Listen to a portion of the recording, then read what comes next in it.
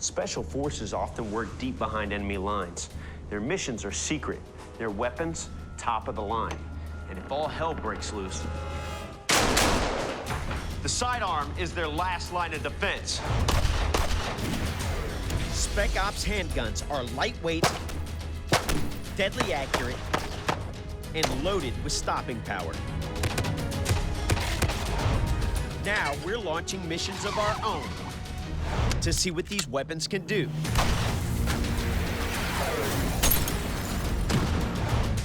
Plus, we're checking out the history of handgun technology to see the advances that make today's pistols a reality. This is a Spec Ops handgun, a weapon that changed the world. Firepower. Nothing shaped military capability more. I'm Will Willis, former Army Ranger and Air Force pararescueman. I've trained with modern weapons until firing them is second nature. Now I'm teaming up with leading experts to examine the greatest military firearms of all time and discover how these weapons change the world.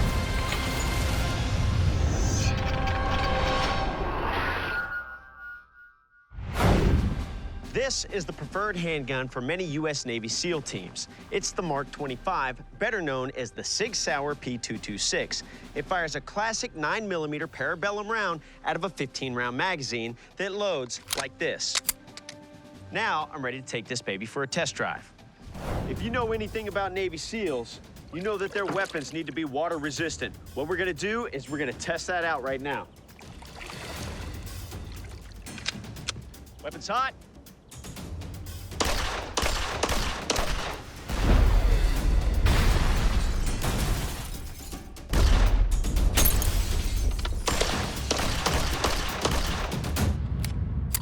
So as advertised, this weapon fully submerged in that tank. I pulled it out. I fired about 10 rounds through it. It worked perfectly. There were no malfunctions, no hang-ups. It's got this stippling on the grip right here that helps you hang on if it is wet. Performance of the weapon system was spot on. The P226 joins a select list of Special Operations or Spec Ops handguns. It begins with Colt's M1911, the U.S. military standard for nearly a century. World War II operatives with America's intelligence agency, the OSS, carry the M1911 on missions deep in enemy territory. These elite units are the forerunners of today's Special Operations forces.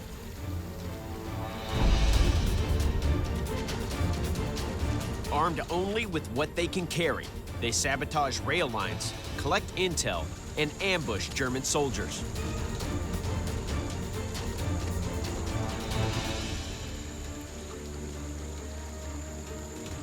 With its .45 caliber rounds, the M1911 gives these early Spec Ops teams the edge in close quarters combat.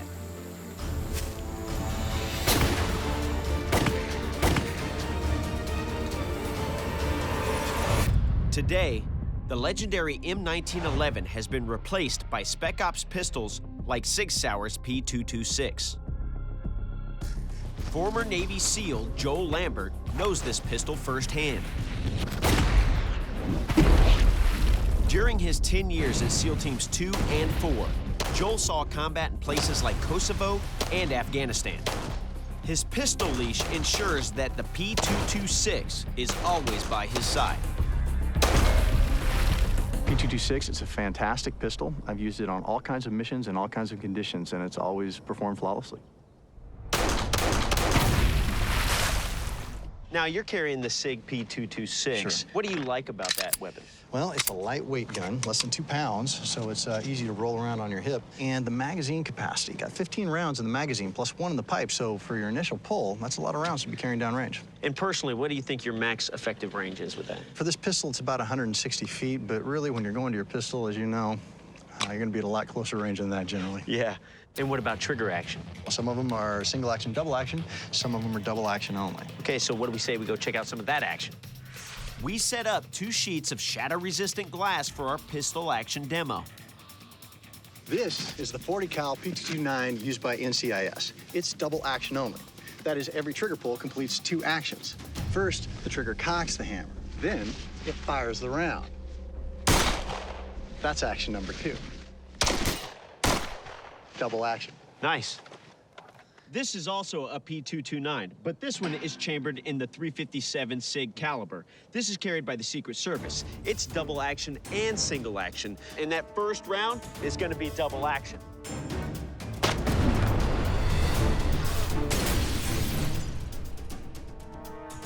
But the energy from the recoil of this weapon system cocks this hammer back, and every successive round is going to be single action.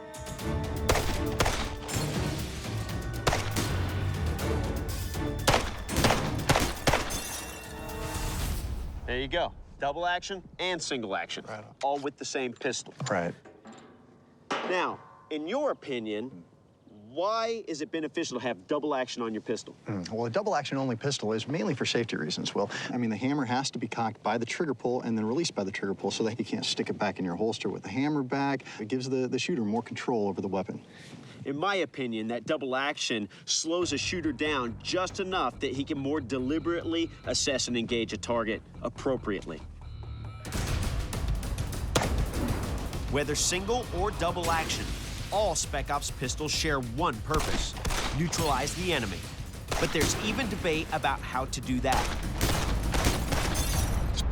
Now, Joel, you know as well as I do, in the special operations community, there's a huge argument about the difference between lethality and stopping power. Absolutely. And stopping power, we're talking about slow, heavy rounds that transfer that energy into the target. And as far as lethality goes, smaller, faster rounds can cause death, but they're not going to cause it right away. Now, we'll never settle the debate about which is better, but what we can do is demonstrate the capability of a couple of these different cartridges. Sounds good. All right, let's do it. All right.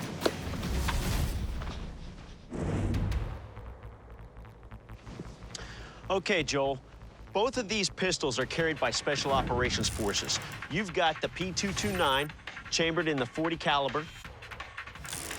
I've got the P228 9mm. What I want to know is which caliber round has better stopping power. Each of us will fire at one of these slatted boxes to see if either round causes more damage. Joel, you're up first with the .40 cal Sig 229. All right, let's see what happens. All right.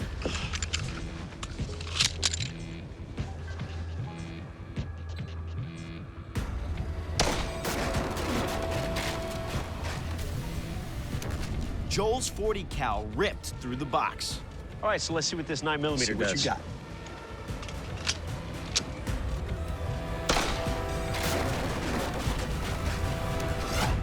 Let's go down and check it out. Yeah, let's do. Both rounds went through all their slats, but the amount of destruction will show us which round has more stopping power. You can see there's a relatively small entrance wound on this lat, okay? And then you get the transfer of energy, obviously the splintering on the back side. And splintering is something that you'd see in bone as well. Bone doesn't have the ability to expand. And then, of course, on the back side, you can see that this, I mean, it just totally forced its way through that last piece. If we move around to this 9mm, 9mm is the most common Spec Ops pistol ammo. It's readily available around the world, and its small size means a lot of them can be carried. But small does have some disadvantages. Now, check these out. And when you talk about stopping power, this is what you want. Exactly. You want that rapid expansion of that round. You want that good energy transfer. Exactly. Heavy and slow. Exactly. The smaller round zips straight through the box. If this target was an enemy soldier, the shot might eventually be lethal, but it may not stop his attack. The bigger round transfers almost all its energy into the target. That's stopping power. So little energy is left in the slug that the final slat deflects it upwards. Very cool. Let's go shoot something else. All about it. I know that some of the SEAL teams are running with the P226, Sure. but other special operations teams are using other pistols. Well, we've got the Sig P229s. We've got the M11s. We've got the Glock 17, all different calibers, depends on the teams. Most Spec Ops teams carry pistols chambered for 9mm ammunition. Operatives on a mission can carry numerous rounds without adding much weight. And as an added bonus, they can restock nearly anywhere on the planet. But not all rounds of the same caliber have equal stopping power. What a lot of people don't understand is that the shape of that round also has a tremendous effect. True. A typical pointed round often travels through a target, so it doesn't release all of its energy. A hollow point slug expands inside a target. That large, flat shape of the round more easily transfers its energy to the target, and it also tears a larger cavity. Well, I've got the perfect thing for demonstrating that. What you got? We're using watermelons because the rind will hold its shape for us to examine, even after the round has blasted out the flesh. Here's how we'll set it up. Joel, you'll load standard 9mm ammunition in the Navy SEAL's P226. I'm gonna use the P228 that's carried by some military investigation units. I'm gonna load 9mm hollow point.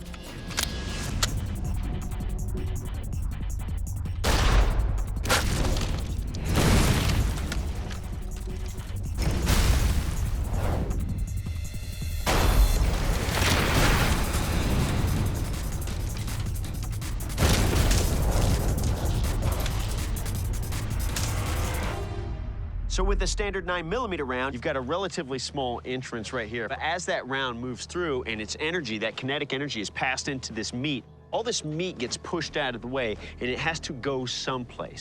So it expands outward. And all that kinetic energy, of course, ruptures the backside of this thing, tears away all that rind and creates even more damage.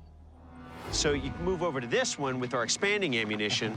A little bit more. Yeah, it's terrible. It's ugly. As that round changes shape, gets flat on the nose, which means more surface area of that round in contact with more of the tissue of the watermelon, so you get a greater distribution of energy. And again, you got the expansion, and then, of course, the rind can't hold it all in, and it just explodes. Gotta go someplace. Yeah. Hollow point ammo can be used by some domestic Spec Ops units, but its use in combat is banned by treaty. On the battlefield, firepower can be boosted with pistols chambered for a bigger caliber. These sidearms hold fewer rounds and aren't easily concealed, a trade-off some units are willing to make. The Mark 23 is the first .45 caliber pistol adopted by U.S. Special Forces since the M1911. It first came into service in 1996 after some of the toughest military testing in history. It survived being submerged in seawater, dropped, frozen, and fired over 30,000 times. And I'm gonna fire it with this suppressor.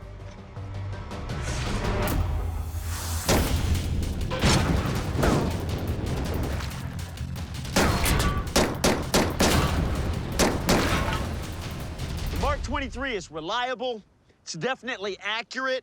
It's got one problem. It is huge. This pistol is nearly 2 inches longer than the Sig P226. With a suppressor, the Mark 23 is nearly 1.5 feet long. But now, a new Spec Ops sidearm finally combines big caliber and small profile. Jeff Reeves served with the Navy SEALs for more than 9 years in multiple hotspots around the world.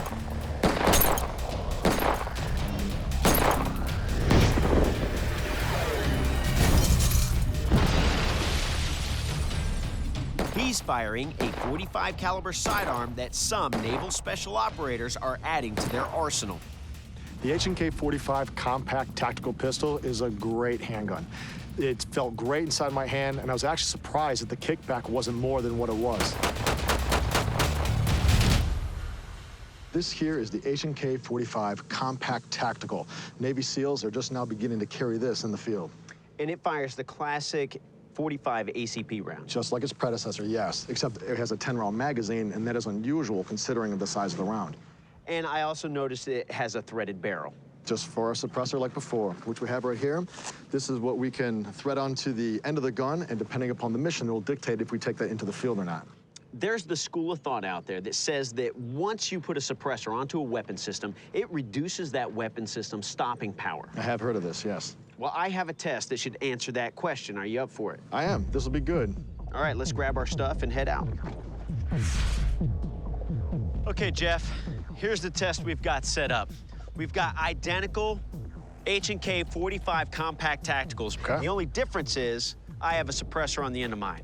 Now, we have rolling targets on tracks. So as we engage... If any of the bullet's kinetic energy is absorbed in the suppressor, your target's not gonna move as fast or as far as mine will. Exactly. We'll both fire 10 rounds. Okay, this will be good. This test will show us whether a suppressor compromises firepower. Engage. The impact of the rounds forces both wheeled targets down the track.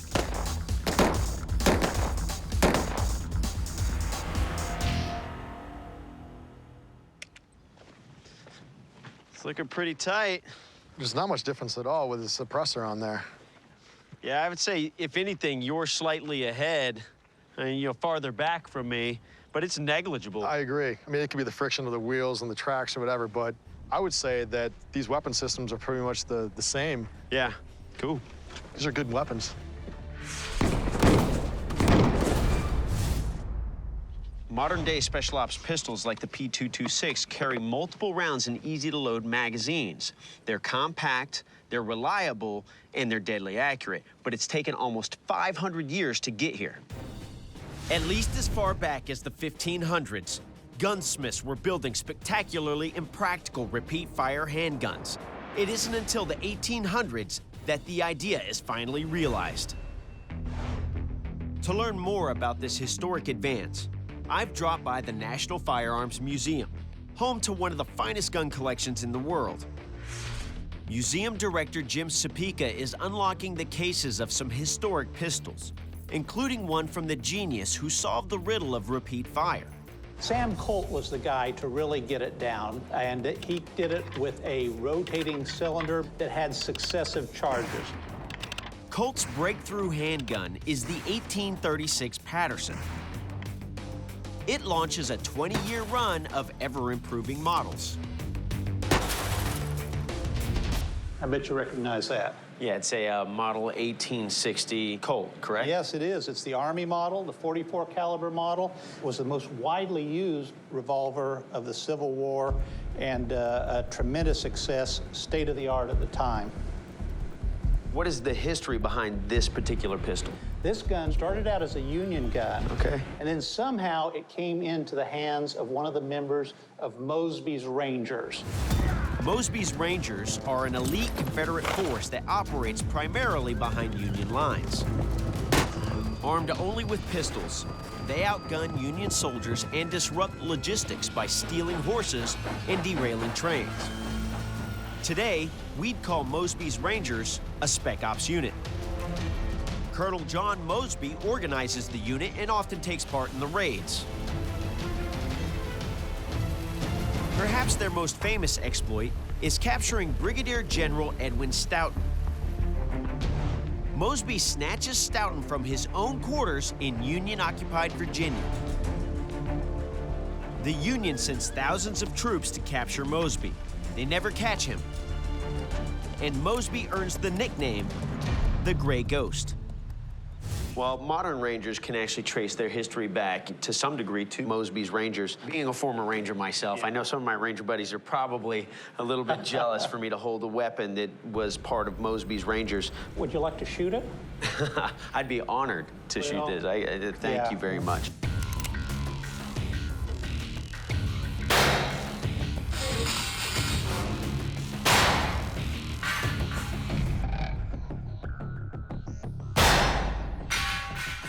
Felt pretty good to fire. There's almost no recoil with this thing.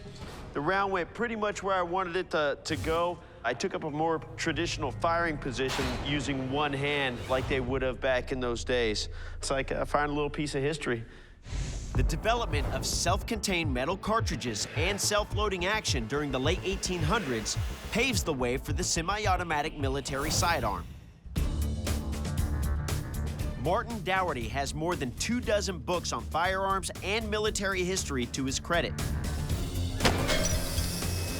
I've asked him to tell me about the first semi-auto pistol to serve on the front lines, Germany's Mauser C96. The Mauser C96 was a huge leap forward in individual firepower. You could put out a lot of rounds fast, and you could reload it quickly. This is the Mauser Model 1896, sometimes called the broom handle pistol, from the shape of the grip. Germans called it Kuhfuß pistol, or cow's foot pistol. And what caliber is this in? Well, originally it was chambered for 7.63 Mauser, but later on, 9mm. And I notice you also have some dummy rounds there. How would you load this if it was a fixed magazine? Right, well, what I would do is, first of all, hammer back, open the action, take my stripper clip, place it in the guide, push down hard, seat the rounds, take the stripper clip off, and I'm good to go.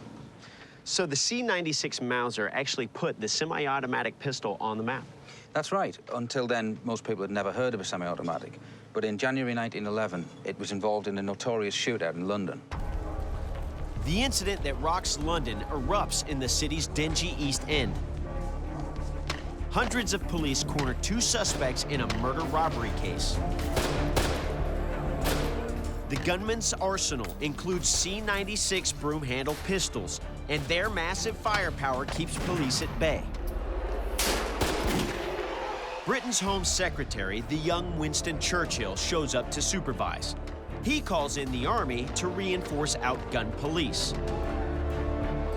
The battle rages for 2 hours. The Mausers only fall silent when fire sweeps through the suspect's hideout. The Sydney Street shootout is a wake-up call for police and military alike. The future will be fought with semi-automatic fire. So did the C96 ever see combat action? It did indeed. It saw action with the German forces in both World Wars and elsewhere. You know what else was in use all the way through World War I and World War II? That's the revolver. But by the end of World War II, they were quite refined, like this Webley Mark VI. Now, do you think your semi-automatic pistol has a chance in competition against this advanced revolver? I'd love to find out. Both the C96 and the Webley saw action in secret missions during the early 1900s. At the time when the Mauser was in use, special operations as a concept didn't really exist, but there was a lot of colonial expeditions, diplomatic expeditions were a little bit undercover, and the Mauser was the weapon of choice for a lot of people in that context. The Webley Mark VI was a military sidearm, but of course when the commando forces were formed in the Second World War, it was the initial weapon that they were issued. Now, we've got 12 targets each, and we're going to shoot until one of us gets them all. I'm going old school with the Webley. You've got the broom handle. Whoever hits their 12 targets first wins. But neither pistol holds 12 rounds, so reloading speed is part of the test. You've only got 6 shots. I've got 10. Are you going to be able to reload that weapon fast enough to keep up with my Mauser? I like a challenge. All right, let's do it. 3, 2, 1, engage. The Webley is accurate and fast, but it's only got 6 shots.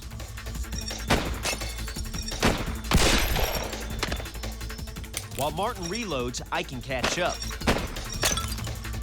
That's when the Mauser jams. Double feet. Stand by.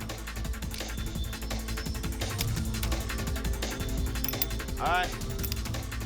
With the Mauser working, I can take out the final targets.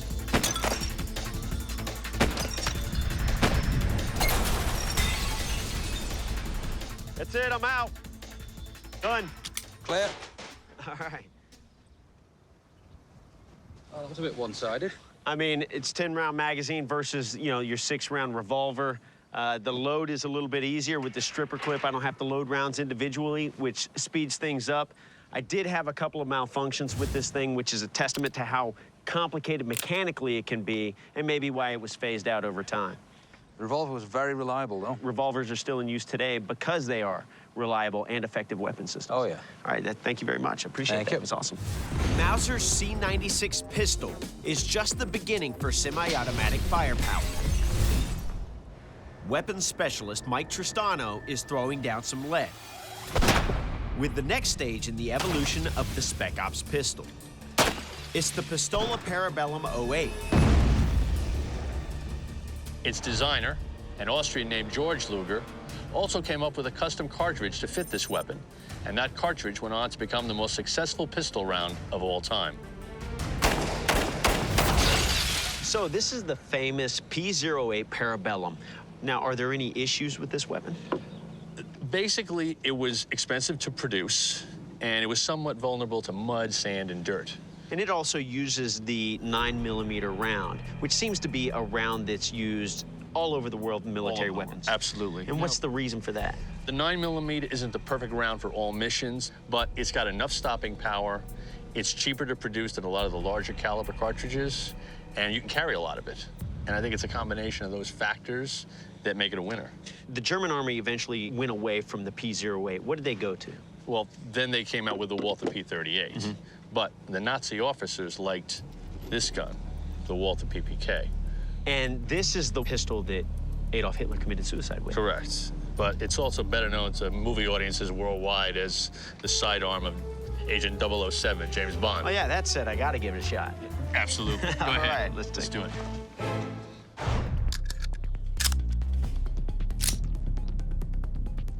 The PPK is compact, so its mag only holds 7 rounds. But the muzzle velocity is fierce for its size.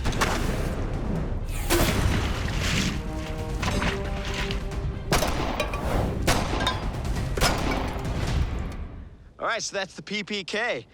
Devastating. It's in that compact size. You don't expect that kind of power from something that's so small, but there it is. It's a lot of fun to shoot, and I could own one of these. As an Air Force pararescueman, I became familiar with the firepower of the 1911. Since before World War I until 1985, the M1911 is the standard issue for America's military and special operations units. Gunmakers around the world, including the Soviet Union, have copied it.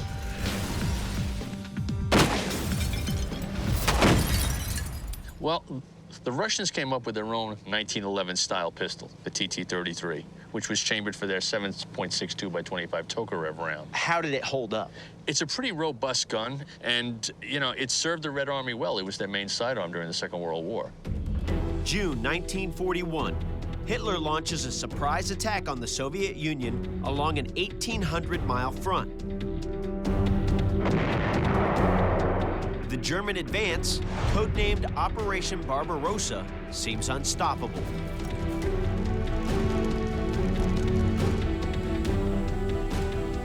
The Tokarev is the sidearm of choice for more than 2,000 teams of Soviet operatives that infiltrate territory occupied by the Germans.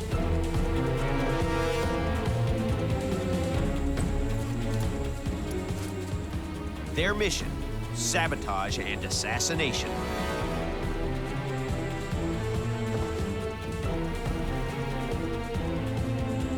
The teams take out more than 100,000 German soldiers and dozens of high-ranking officers.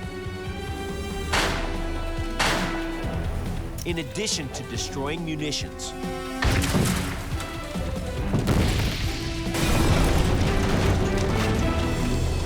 The Tokarev battled the Luger on the Eastern Front. Now these veteran pistols will face off in a test of range and power.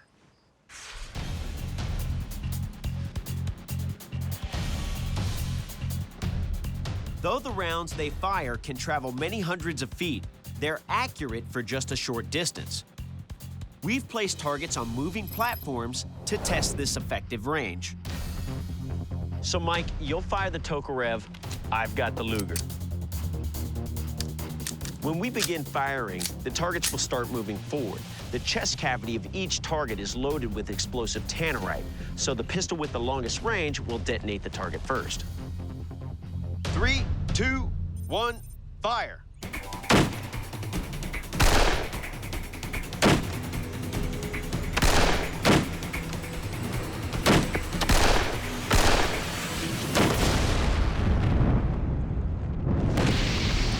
Nice. Nicely done, Will. In this crude test, the Luger beats the Tokarev. I'm no marksman, but I take out the explosive-packed target at 121 feet. Close to the Luger's maximum range of around 160 feet. I always like the look of burning wreckage, Will. To many, the Luger's 9mm ammo is the perfect combination of range and stopping power in a compact, affordable package. 100 years after its design, it is still the world's most popular pistol cartridge. Nice.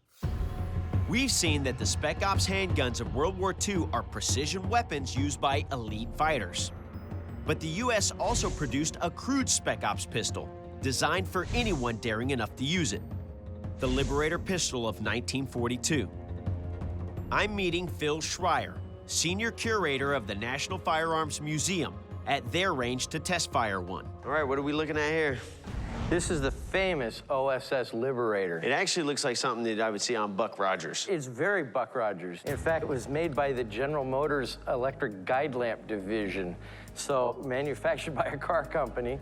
Someone said, what if we came up with a gun that we could manufacture real cheap and fast and just throw it out the window of airplanes onto the occupied areas of France, of Norway, of Nepal, and they made 1 million of them, delivered them in 6 months.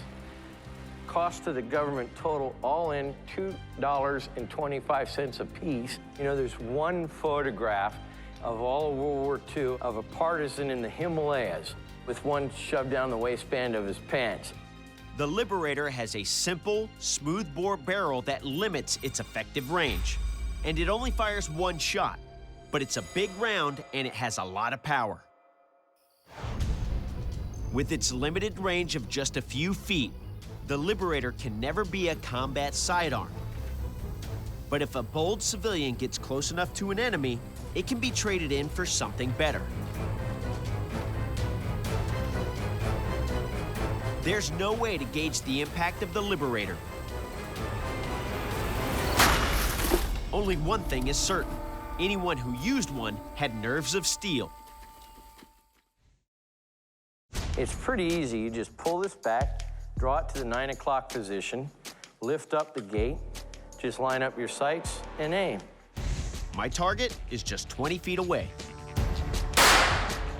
Now, I know I'm a bad shot, but at this range, I definitely should have hit that target. With any other weapon, that would have been very hard to miss. Wow. You do have to be right on top of your target in order to engage effectively and accurately with this. You've got your M11, 1 pound, 13 ounces. P226, 2 pounds, 2 ounces. And then there's this, the Desert Eagle, 4 pounds, 6 ounces, 11 inches in length. The Desert Eagle's made in several calibers and chambers some of the largest pistol ammo on the planet. It fires them at a blistering speed to an extremely long range. According to some, the Desert Eagle is carried by Special Operations Forces. I don't know about that. I just really want to fire this thing. Now, we've set up 3 10-gallon fish tanks. 2 are behind barriers. Now it's time to see exactly what this Desert Eagle can do.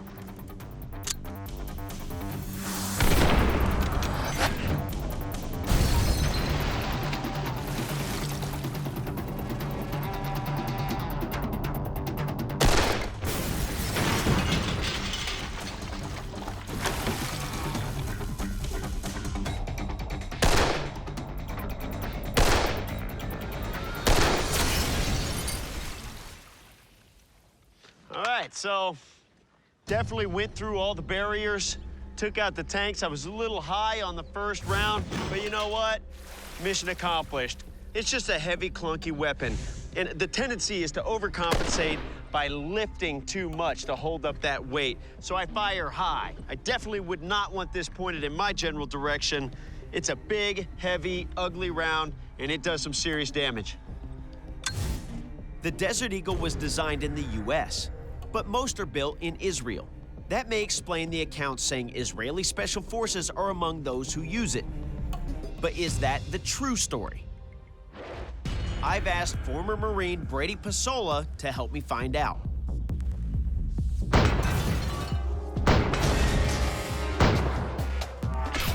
Right now, he's firing tight groups known as controlled pairs. Controlled pairs are very important in special forces, being that they're 2 shots to the body, allowing the operator to move on to the next target without having to worry about the guy getting back up. Nice shooting, brother. Oh, appreciate it. Thank you. That's well done. So you're shooting the Glock, right? Indeed, this is the Glock 26. It's the subcompact version of the Glocks. It's a 9mm, has a 10-round magazine, and a muzzle velocity around 1,200 feet per second. Now, when we talk about special operations applications, where do we see this used? We see a lot of different special operations, specifically some Israeli special operations forces and intelligence agencies. Okay, and its compact design lends itself to a more concealable firearm. Absolutely. It's very concealable, low profile. Most people won't spot it. What other kinds of sidearms are they using? Well, the Glock 17 definitely for more open, upfront operations. It's for when you want to let the enemy know that you have some power, as well as the Sig P228, the little brother of the 226. Good 9mm round to have. Okay, and I also see the Desert Eagle out here.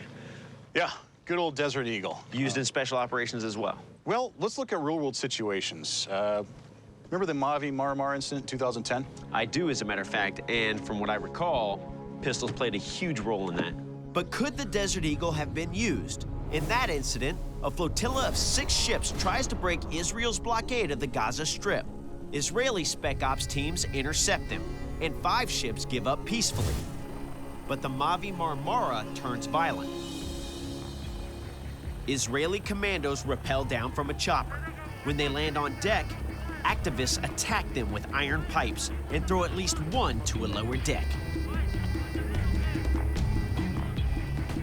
Eventually, the Israelis fire pistols to defend themselves.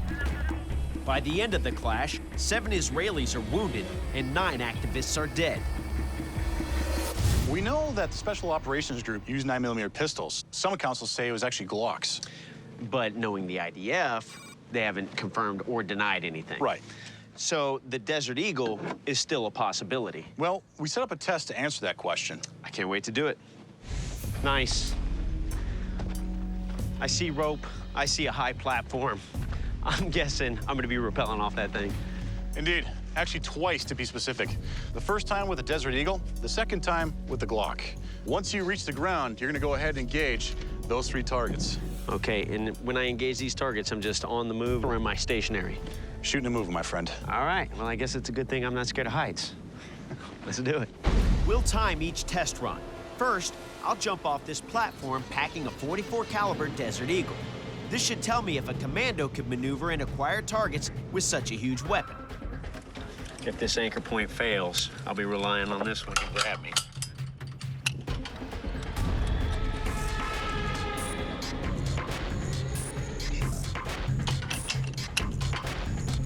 Ready? Go.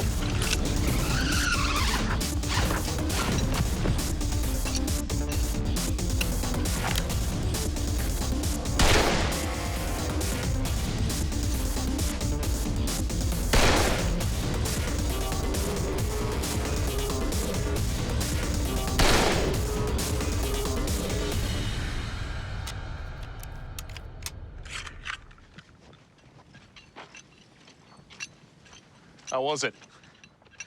Interesting. First of all, this thing's long, long, long. Second of all, it weighs 4.5 pounds. So I'm really overcompensating, you know, that kind of weight extended at full arm's length. When you're used to something that's a lot lighter, I'm firing high because I'm lifting harder with my hands. You ready to do it again? Absolutely. All right. I'll give you your Glock. Okay, you got that? Go have some fun. Cool.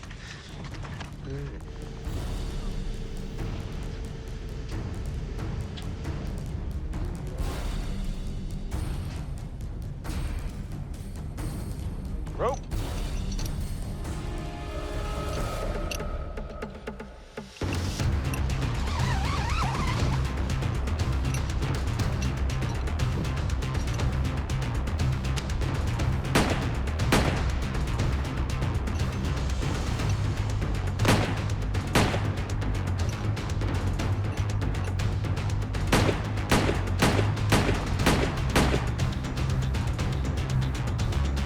Clear. Well, what'd you think? Obviously, this is a lot better weapon when we talk about special operations. I had to shed my gloves. I recognized very early I wasn't gonna be able to get my fat finger inside that trigger well with those big gloves on. So that added a little bit of time, but compared to drawing out the Desert Eagle, you know, it's nothing. One of the things I noticed is that I was able to get off a controlled pair with the Glock a lot more quickly than I could have gotten off with the Desert Eagle. And that's because I was fighting the weight of that Desert Eagle, trying to get my sights on target and hold steady at the same time. So what do you think, Desert Eagle? You think it's a plausible special operations weapon? No, absolutely not. Though it's too big to go undercover, the Desert Eagle's sheer size and power has made it one of the most recognized pistols of the modern era. I've been testing the best special operations handguns from the last 150 years. And although the guns have changed, they all share one common trait. They're always the most reliable, most accurate, and most lethal pistols of their time. I like the solid feel of Colt's 1860 Army, even though it's primitive by today's standards. The feisty Walther PPK is another favorite. It packs a serious punch in a compact handgun. I'm now convinced that Desert Eagle isn't built for special ops, but it sure is a blast to fire.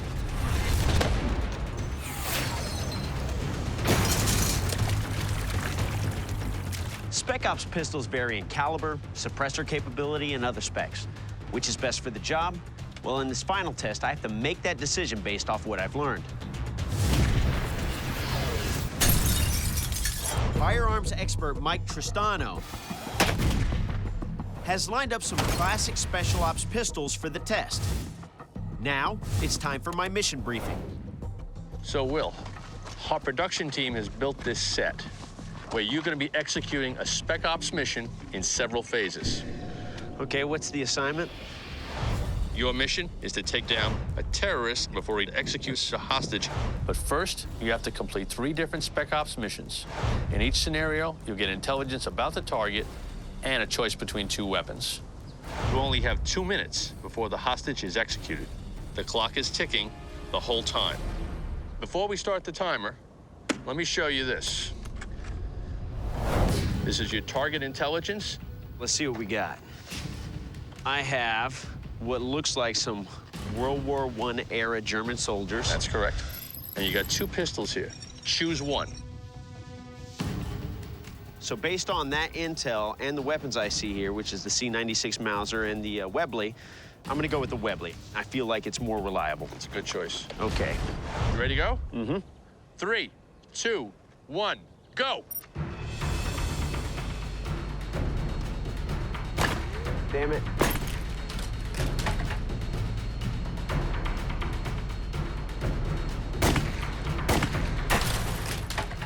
Well, shooting through glass is always a bit harder, but at least we'll pick the Webley, which was a really good choice for going through that window because of its large .455 caliber round.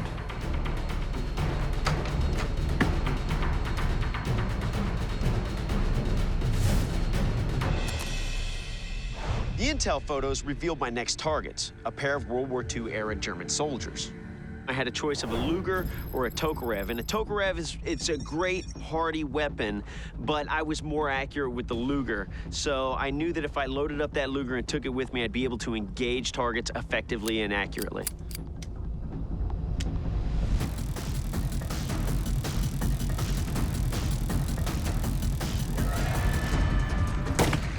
I didn't expect that guard, and I had to wonder what was behind the door. And anytime you're moving into the unknown, it's always a nice idea to have the element of surprise.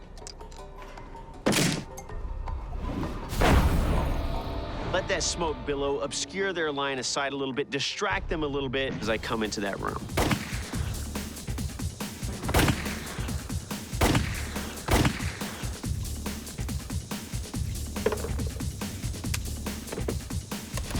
At this point in the mission, Will was going undercover. Based on the intel, I was going into a cafe and to take out a target in that cafe. And I gave him a choice between the Walther PPK and the Sig 226. Now, the Sig Sauer P226 is a great weapon, but I thought it would be a little bulky for what I was trying to engage in. So I grabbed the PPK, loaded up, and I was ready to roll on to the next thing.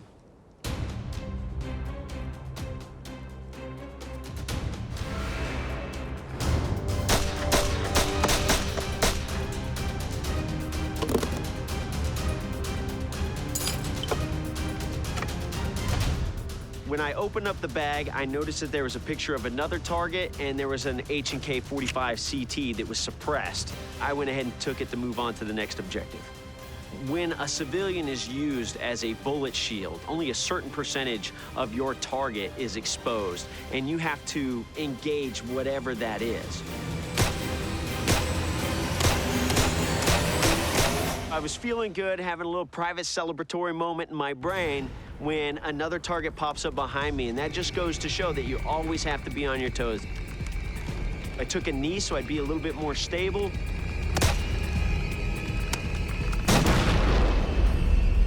And stop that threat as well.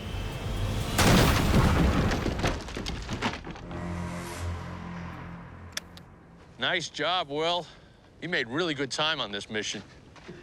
I like it when a target explodes after I shoot it. You really can't argue about that. How do you feel the whole mission went? That was a great setup. You know, that first room, 2 targets, knocked those guys down.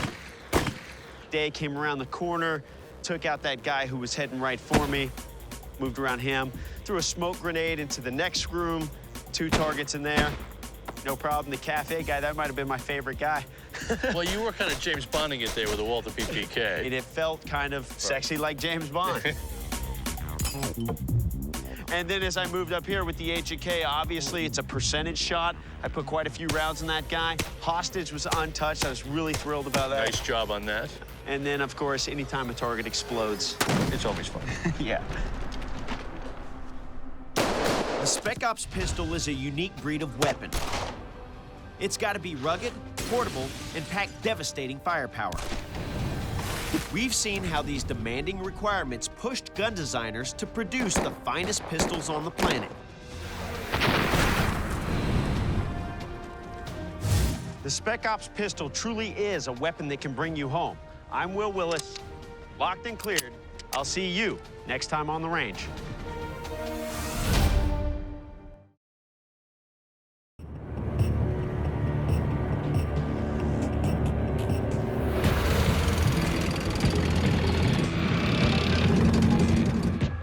Meet the most potent battle tank in the world today, the M1 Abrams. From its 120mm cannon to its advanced armor system, it is the ultimate chariot of war.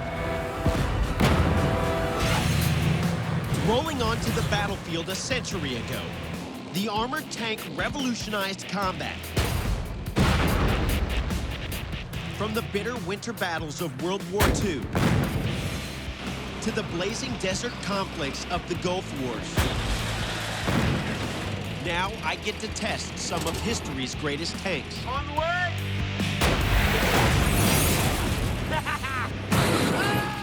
And ride along with the men who command the latest 21st century armored beasts. That was awesome! This is the M1 Abrams, and this is a weapon that changed the world.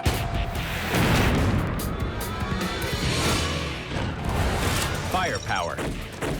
Nothing shaped military capability more.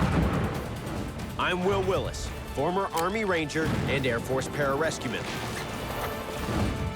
I've trained with modern weapons until firing them is second nature. Now I'm teaming up with leading experts to examine the greatest military firearms of all time and discover how these weapons change the world.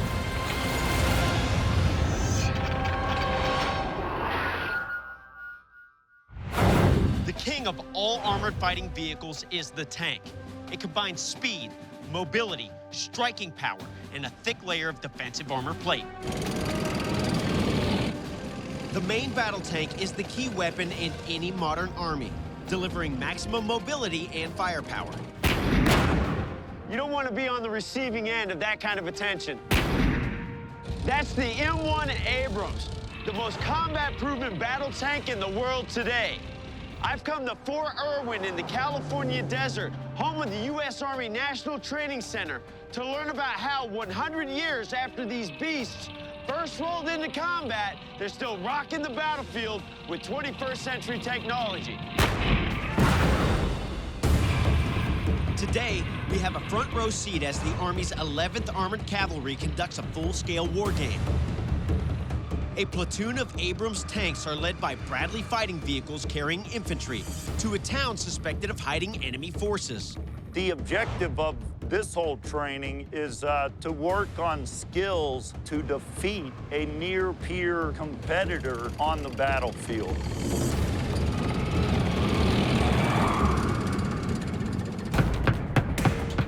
Currently, right now, we've secured this town.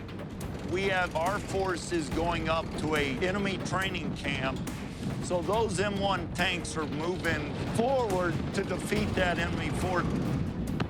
The Abrams tanks pound the enemy camp, but it's not enough. To capture the camp, they must scorch a path through a dense enemy minefield. To do this, they launch a rocket-projected line charge called a MICLIC. It's a giant string of C4 explosive packets. The MICLIC device helps us get through the enemy's minefield. It's a mine-clearing charge. And it creates a path that allows our Abrams tanks to move through that minefield in a safe manner.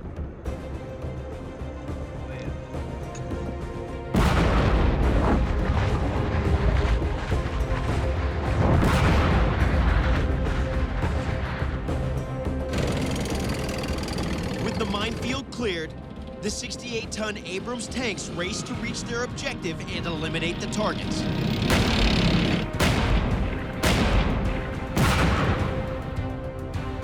Mission complete. The Abrams has 4 guns. The main one is the M256 120mm cannon. It's made by Rheinmetall in Germany. It's got a smooth bore barrel and is designed to engage targets all the way out to 2 miles, and that's pretty impressive. And with its advanced optical systems, it can operate just as effectively day or night. The other 3 guns on the Abrams are machine guns. A Mauser, the Browning M2 HB 50 cal, is mounted outside the commander's hatch. Then there are 2 M240 Bravo 7.62mm machine guns. One is mounted in line with the main gun. The other is operated by the loader in close-quarter combat situations. The Abrams armor is designed for maximum deflection, including sloped armor providing maximum protection to a frontal attack. Its secret weapon is a composite material called Chobham armor, formed from layers of steel, ceramics, plastics, and Kevlar. When an incoming round hits, the ceramic deforms the round, preventing any further penetration. Air pockets prevent the shock of impact from entering the cabin. To get the inside scoop on the Abrams, I'm meeting one of Fort Irwin's most seasoned tankers, Master Gunner Sergeant First Class Christopher Fowler. I've been on tank for 16 years now. 16 years, since the day you joined service? Since way back then until now. That must mean that you really love this weapon system. I do. I mean, very few people in the world could say they've been on a tank. It's a unique combination of speed, power. It'll go 40 miles an hour. It can take out choppers, light armor. It could defeat just about anything on the battlefield, primarily used to destroy enemy tanks. It's just so powerful. It's very impressive. And how many personnel does it take to operate this specific weapon system? Every tank has a 4-man crew. I'm the tank commander. I pretty much oversee everything that goes on the tank. You have a driver who drives the tank, the loader, he loads the rounds, and the gunner, his purpose is to acquire and destroy the targets. Well, what do you say we go up here and we actually talk to these gents? All right, let's do it. All right. The main compartment holds 3 crewmen. Once the hatch is closed, their home is a steel-armored box. The gunner manning this tank is 19-year-old Private Jacob Winstanley. I've been in this position for about 6 months now. My primary duties is controlling the 120 and the coaxial 7.62 M240 Bravo. You do that with all this apparatus in front of you. I have the ability to switch in between either of those two with the simple switch. You have a selector switch for main and coax. You have the different types of ammunition you can select, and our sight, the GPS, the gunner's primary sight. Both of these weapon systems operate through the gunner's primary sight. What is that lens next to the GPS? That is a flare sight. It's a forward-looking infrared. It just makes it easier for us to track on the move especially at night. So how does it feel to be moving 40 miles an hour in any given direction and fire this weapon system? Feels like cheating, I guess, a little bit. It's not very fair for the opponent, but I guess we're not looking to be very fair. On the way!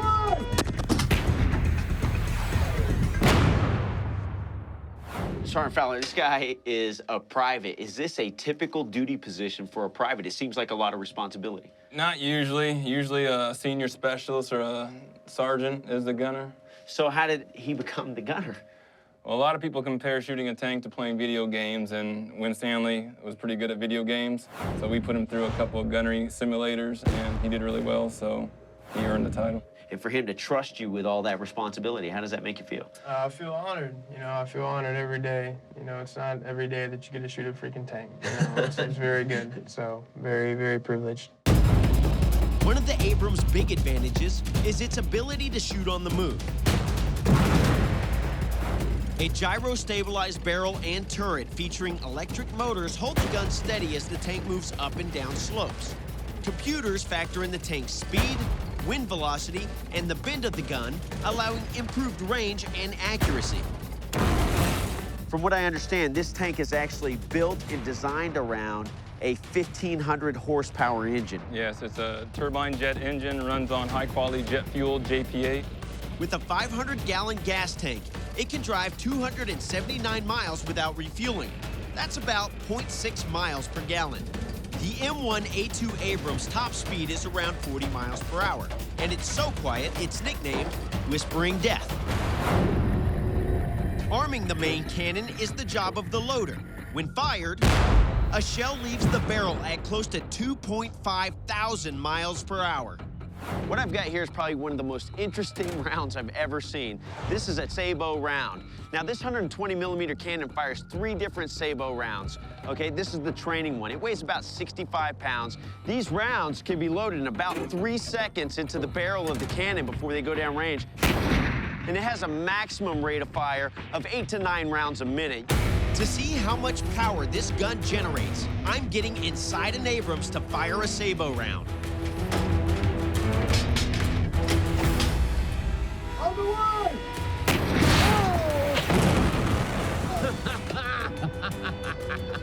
That was awesome!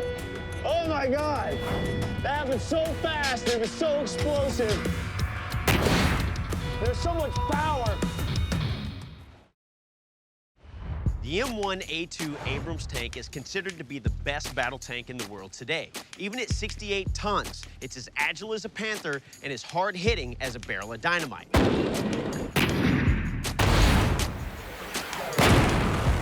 To appreciate why the Abrams is so formidable, we first need to take a look at the history of the tank. Compared to the Abrams, the earliest tanks are primitive, but at the time, they were on the cutting edge of technology. World War I. European armies are quickly bogged down into static trench warfare. Due to heavy machine gun and artillery fire, mass charges become ineffective, so a new battle tactic is needed to break enemy positions. The most promising is an armored vehicle fitted with machine guns featuring a Caterpillar track, as utilized on agricultural tractors. It is designed to drive across no man's land and through barbed wire, while protecting the soldiers on the inside from oncoming fire. However, top speeds are only about 2 miles per hour. By World War II, some forward-thinking military theorists see their potential, and the tank is ready to dominate the battlefield. One of the most respected armored vehicles of the Second World War is the American Hellcat. And I've come to the New Mexico desert to fire one of the last working models. Made by Buick, it was the fastest armored track fighting vehicle of the war with a top speed of about 60 miles an hour. It's the M18A1 Hellcat tank destroyer, an armored vehicle designed specifically for destroying enemy tanks. The Hellcat carries a high-velocity 76mm gun. Weighing less than 18 tons with light 25mm armor, the Hellcat is the fastest armored fighting vehicle of its era. To give me some background on World War II tanks, Hellcat owner and operator Dan Dolan has agreed to help. This particular tank is part of our national history. If private individuals weren't restoring these and driving them around and demonstrating them, nobody else would. So Dan, during World War II, how did the tank become such a dominant player on the battlefield? Well, the Germans developed tank warfare, and that was really called the Blitzkrieg. German commanders would use armor to spearhead attacks on other armies. And they could blow through with the cannons, and then the infantry would follow behind the tanks. That's how it became a dominant warfare mechanism in World War II. Now, was the Hellcat developed with a specific purpose in mind? Yeah, it was. And they wanted to come up with something that would be fast and mobile so that it would be a specific tank killer. Was it capable of penetrating the armor of a German Tiger? The theory was that the Hellcat would run in, shoot the German tank from the side, or shoot the track off, or shoot in the engine compartment, and then quickly get out of the way. To see just what the Hellcat can do, Dan is allowing me to run his baby through a few tests. We'll check the vehicle's speed and maneuverability. First, I need a quick driving lesson. First thing you gotta do is you gotta reach behind the seat. There's a box, and you'll find two, you feel it with your right hand. There's two switches. All right. Now that turns the battery on. Okay. Okay. See that black handle in front of you there? There's a black knob. Yes, sir. Pump that 4 times. 1, 2, 3. What that does, that primes the engine. Got it. All right. Then you see on top there, looks like a light switch. It says magneto, left, right, Yes, sir. both. Flip that over to both. Got it. This is an aircraft engine, so you gotta have both magnetos operational. Okay. Now the driving position, you got 2 handles in front of you there. Okay. Those are brakes. The tracks do not reverse in this vehicle. Okay. All you have is brake steering. Okay. So when you pull the right brake, you're gonna turn to the right. Oh, I got it. And there's a gas pedal down there, and it's painted bright red down at your right foot. I see that. That's how you drive. Give it a little gas. Got it. There you go. Ready to do it? Yep, let's go.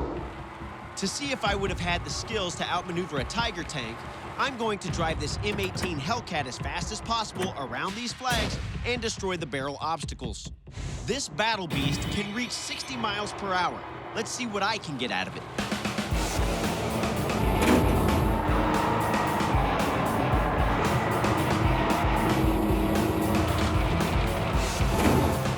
Driving the Hellcat was pretty cool. It's a little bit like steering an old tractor or something. You know, you stop one track, the other one moves forward. So it's a lot of just kind of this stop and go sort of feel. It's a bigger workout than you think it's gonna be. Yanking on one with 2 hands to get a nice tight turn.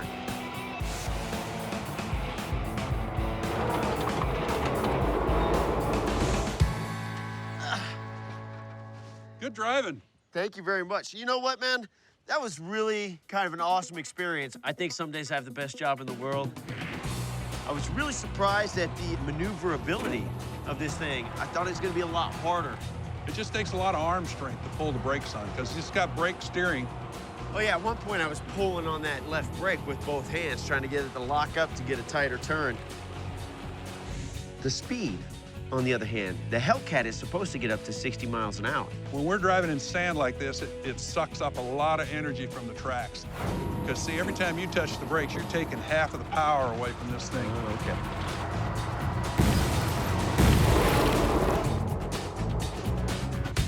Well, that was great. So what's next? Well, we're gonna go up to the range and fire the main gun. All right, sounds great. Can't wait. The Hellcat comes with 3 different types of guns. First is the 76mm cannon. Second is a 50 caliber M2 machine gun. And finally, each crew member would have had an M1 carbine as a last line of defense. The ammo for each gun differs significantly in size to cope with a variety of combat situations. For this next test, I'm gonna fire them all to measure their penetrating power against real-world targets. First, we have Kevlar, 2.5 inches thick, that would be found in current military vehicles and body armor. Then, we'll fire each Hellcat weapon against a 2-inch thick piece of steel, representing armor on a light German World War II tank. Behind both is a soft target representing a human torso. To establish a baseline, I'm first going to fire on them with an M1 carbine at 100 yards. There we go. As I expected, the 30 cal round doesn't penetrate the Kevlar. And my second round just splashed against the steel plate. Let's go hit it with a 50. All right, going hot.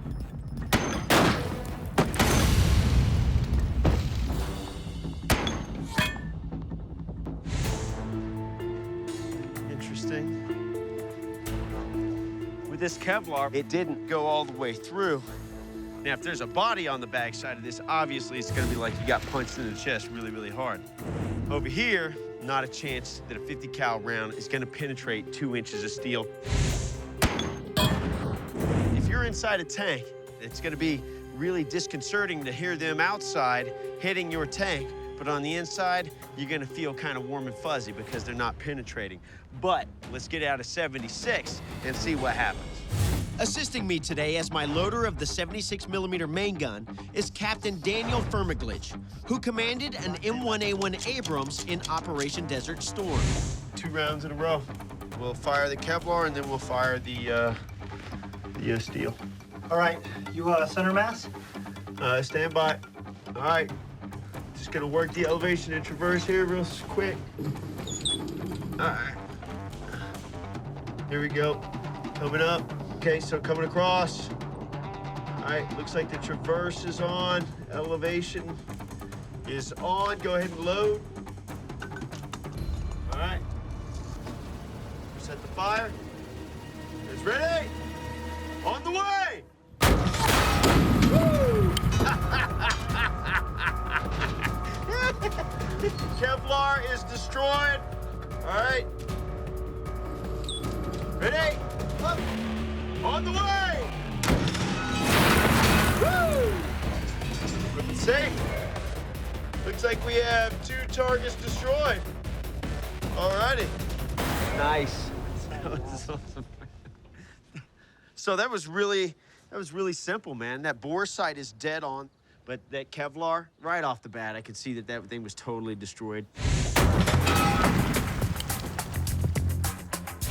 Working those traverse and elevation wheels, it was easy to come over to the second target, and obviously you were on point there. I mean, I wonder how fast we could kick rounds out, even being a relatively new crew. As fast as the loader can get around into that breach. Yeah. And you can track on a target. That was easy. You want to go check it out? Yeah. All right, let's do it.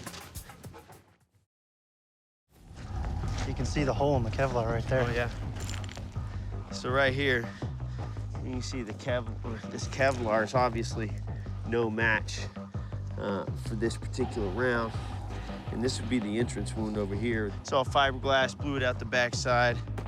Pretty terrible. And then you come over here to this, and we were dead on. The sights, that bore sight, it's the way to do it. We knocked it off its welds.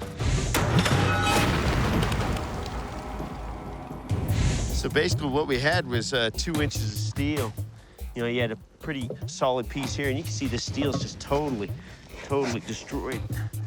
Melted it almost as it came through, you know, ripped it all apart. That's a lot of kinetic energy moving through this thing. I mean, you can shove your fist right through there, look at that. It's not good. And then on the backside steel, I mean, obviously this is a round that's meant to penetrate that tank armor, and it did a good job for a long time. So obviously, these secondary targets, the soft targets that are supposed to be protected by the armor, destroyed, right? That's not good. Here's another piece over here. That's not good. Anytime you're ripped in half, it's a pretty bad day. Yeah, it's a bad day. Total destruction and annihilation. That's what I saw through the scope. So a 12-pound projectile moved 800 pounds of steel that far and punched that hole through there. That's a serious business.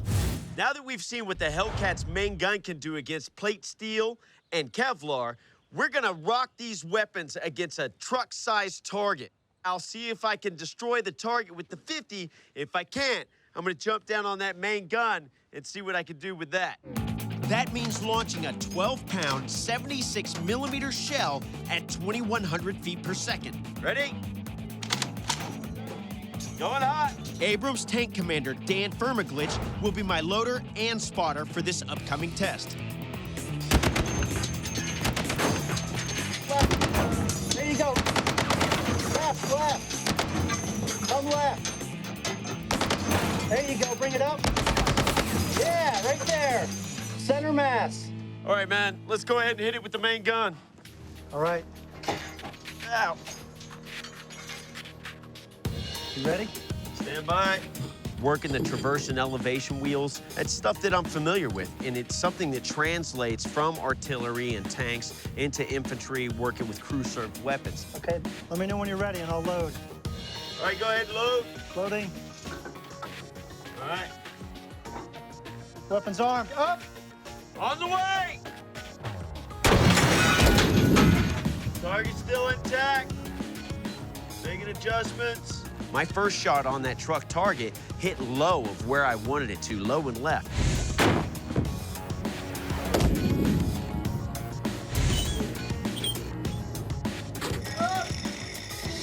All right, on the way.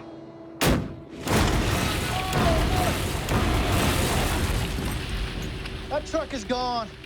You blew the roof clean off. Nice. I came right back on target, exploded the target. It was a beautiful thing. Oh, that was incredible.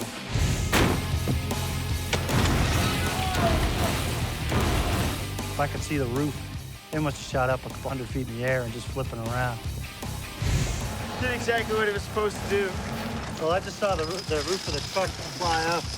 I wish I'd have been a little bit more accurate with the 50 cal and taking out those soft targets.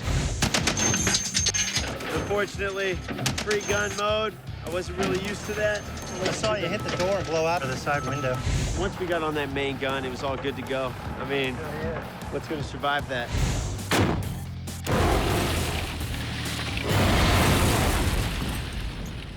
By the end of World War II, tanks have been classified into 3 different types. Light tanks, such as the U.S. Hellcat, were used primarily for reconnaissance. The German Tiger was a heavy tank that was used normally for assault operations and breakthrough attacks. Medium-sized tanks like the U.S. M4 Sherman became the workhorses and usually constituted the majority of a tank force. As the political climate changed toward the end of the war, so did ideas about the strategic use of tanks. The United States and the Soviet Union, former allies in World War II, confront each other in the Cold War.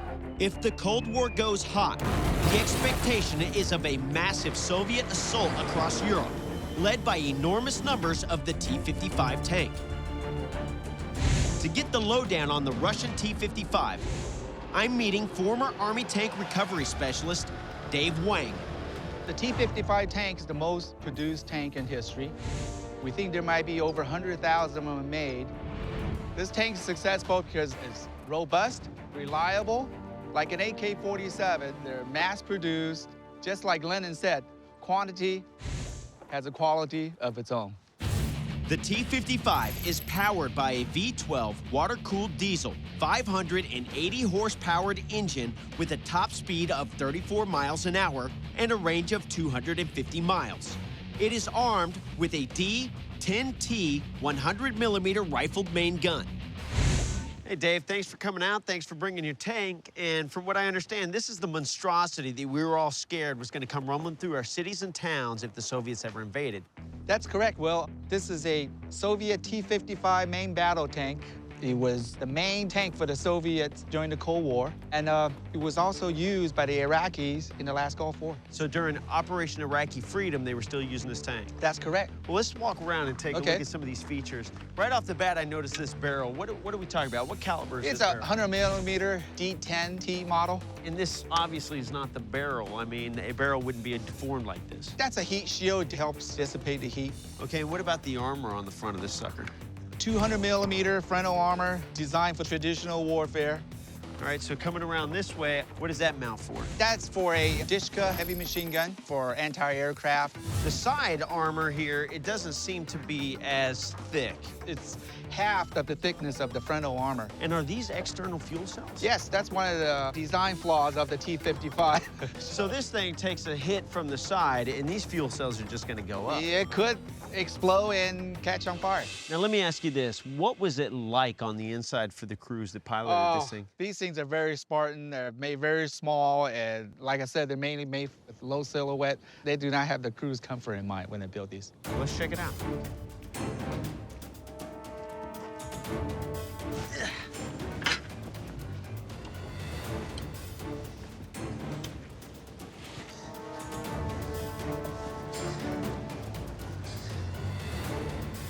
Man, that looks really cramped down inside of there. Absolutely. Watch yourself. Oh, very tight. Man. Okay, just getting in here. It's a pain in the butt. All right. So this is really, really tight on the inside of here. Absolutely. I mean, I'm not claustrophobic, but if I was, I'd be freaking out right now. It takes up to 4 people on the inside, right? Driver, Mm-hmm. gunner, commander, and loader. And loader. Wow. No, I'm not a tall guy, but I'm about 200 pounds. I'm nearly 6 foot. Were there height restrictions on these guys? I think they try to limit them to about 5'6". Oh my goodness. And how far back does this thing come every time When that it fires, it travels all the way back here. So that even limits the space even more. I Yep. can't be over in this area when this No. thing goes off. Wow. I mean, this is amazing. And to be able to maneuver, to grab around and load it, I mean, you're right up against the top of this thing. You really don't have that much of an ability to move around very well. No, you got to be very agile to be in the Soviet tank corps. Gotta be pretty hardcore. Now, what about the driver? It looks like he's got the comfy seat up there. Yes, he does. So it pays to be a good driver. Well, you want to drive this? Yeah, absolutely. Let me introduce you to John. He'll teach you how to drive this.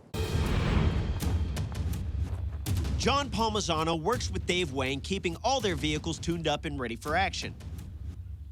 He's showing me how to drive the T-55. T-55 has a very confined compartment, driving compartment. It's a manual transmission and has no synchros, so it's very difficult to get it in gear. And then there's a fine line of shifting and working the gas and the handles, the control handles, to get it to steer. I never thought I'd get a chance to drive an enemy tank, especially here in the U.S. To make this more interesting, Dave is lining up some obstacles to drive over to show off the T-55's mobility and brute force. Start her up.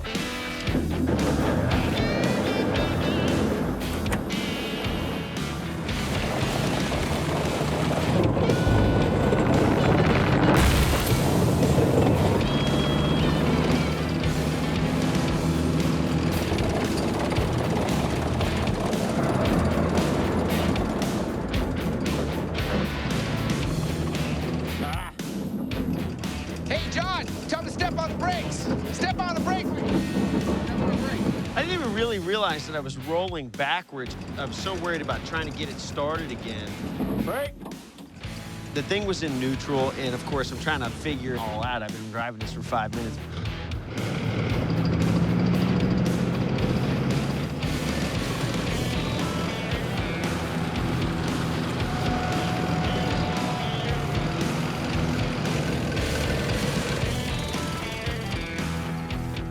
Come on up, tell us what you think.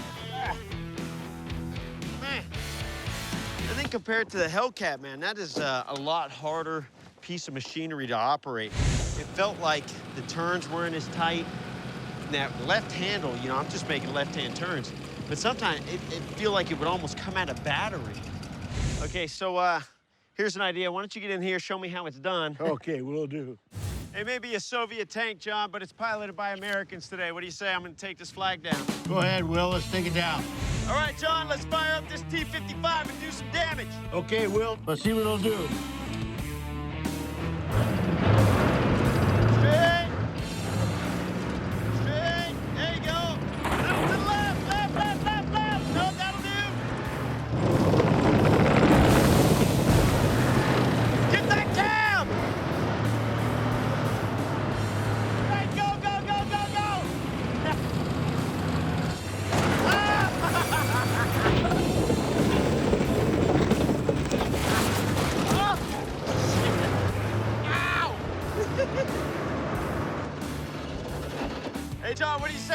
check it out. Let's do it, okay.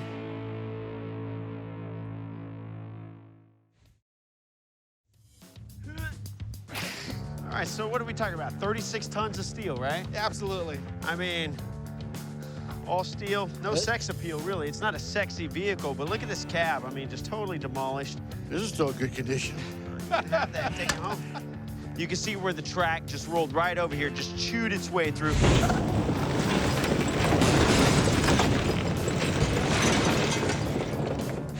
Look at the rim.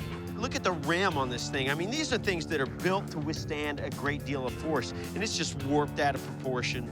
Well, this is what it's meant to do. Going through Europe, crush vehicles, scare people, run over obstacles. Thanks for bringing the tank out. You're welcome. Thanks for letting me drive it, most of all. You're welcome. Man, good job, man.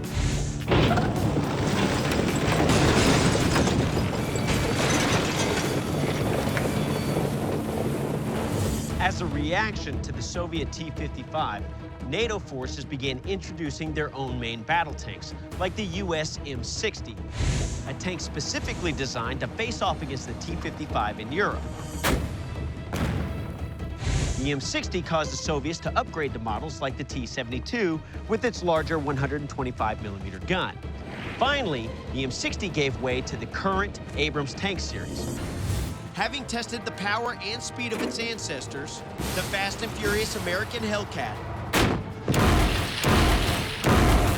and the monstrous Soviet T-55,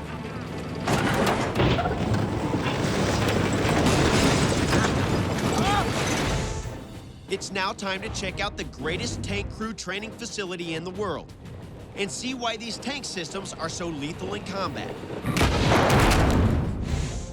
To experience how a crew is trained to drive and fire a tank, I'm at Clark Simulation Center, home to a sophisticated computer-controlled training system for the M1 A2 Abrams tank. This is the Close Combat Technical Trainer, or CCTT. And at the controls today is instructor Matthew Wood. He's creating a battle simulation for me. We can simulate everything that they would see in the field environment right here. All 64 modules inside the simulation bay can be put in simulation simultaneously and conducted all in one giant war game.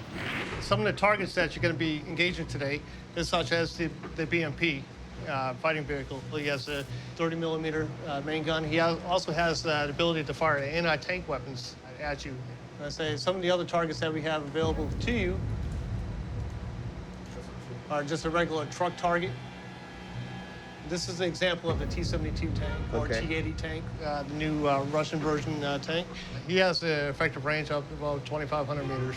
We'll be using two types of simulated ammo, sabot rounds for penetrating tanks and heat rounds to ignite light armored vehicles. And this is the tank crew that's going to take you through your paces today. All right, man, let's do it. I'm teaming up with a tank crew from the 194th Armored Brigade. We're heading to one of the dozens of simulators in this facility where I'll test out my skills as part of the four-man crew. Sergeant Popham will drive the Abrams, while I'll be the gunner. Sergeant Carrillo will be the tank commander, and Staff Sergeant McKenzie will load and instruct me. I think the favorite thing in the simulators, you can die, you can learn how not to die, and you don't really have to die. Targets. All right. You got all the room in the world in here. So right here, you're gonna have the same palms to move the gun. Okay. And then these are the triggers, like where your trigger fingers are. Okay. And then palm switch always has to be depressed.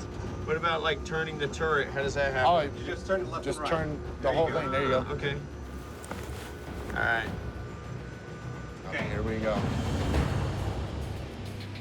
What's his J-box? I got heat. All right, gunner, disable the tank. All right, identify tank. Up. Up. Fire. On the way. I'm off on that. Well, I missed the first armored vehicle target. Lead the drift. All right, I got it. How's that? 1,800 meters. All right, got it. Heat. Got it. Fire. On the way. A second miss, and now we're taking incoming fire. Again.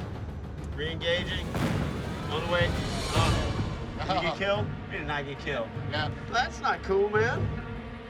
This is a lot harder than it seems. In real life, I'd be dead from enemy incoming. just like these Iraqi tanks brutally taken out by American fire during the First Gulf War. By spending hundreds of hours in the simulator, our troops can be prepared for any and all real-life combat situations. All right, we're gonna switch places. I'm gonna let you be the gunner because obviously I'm not too Johnny on the spot with these controls. All right, right there to your right, this is gonna be the commander's control handle. The basic thing you're gonna be doing up here is watching for targets. Okay. In my new role as tank commander, I'll be using the independent viewer to identify targets for the gunner and prompt him to mark ready for elimination. As he identifies a target or you identify a target, you're gonna have to give him a fire command. Gunner, Sabo tank, for example. The Sabo round, if you remember, takes out a tank or a tank-like target. I'm gonna be filling in as the loader. As soon as the round loads, I'll say up, and your next command will just be fire or fire and adjust. Even though I've only had a couple of minutes training, I must command this veteran crew into a scenario created and directed by the control room. It's not unlike some of the live-firing tank maneuvers operating at Fort Irwin. Many hours of this multi-level training gives tank crews priceless experience in honing their skills for real-life situations. During my stint as tank commander in this next simulator test, we'll enter an enemy area where armored vehicles must be destroyed before they destroy us. Yeah, it looks like we're moving. Is that a target? Target? Yeah, target, Sabo tank. Identified. Up. All right, fire. On the way. Okay, now we're on target. There's another one. There's a closer target. We'll shoot Sabo. All right, target, Sabo tank. What are you laughing at? Gunner Sabo tank. Gunner Sabo tank. There we go. All right, fire. We get another one. Gunner heat tank. Identified. Up. Fire. On the way. Yeah, it's destroyed. Cool, man. Awesome. Target destroyed. Good job. Good job. We killed all the tanks. My experienced crew is able to take out all three targets because of its expert U.S. training that is second to none. Thanks a lot, guys, for the instruction. And, I mean, I can't even imagine doing this for real. Now that we know the basic duties of the Abrams crew, it's time to see what it's like to command one of these exceptional weapons in combat. To experience the most up-to-date method to train on the Abrams, we've come to this massive firing range on Fort Benning. This is the Digital Multi-Purpose Range Complex, better known as the DMPRC. These tank crews are undergoing their final live-fire test to qualify for combat duty.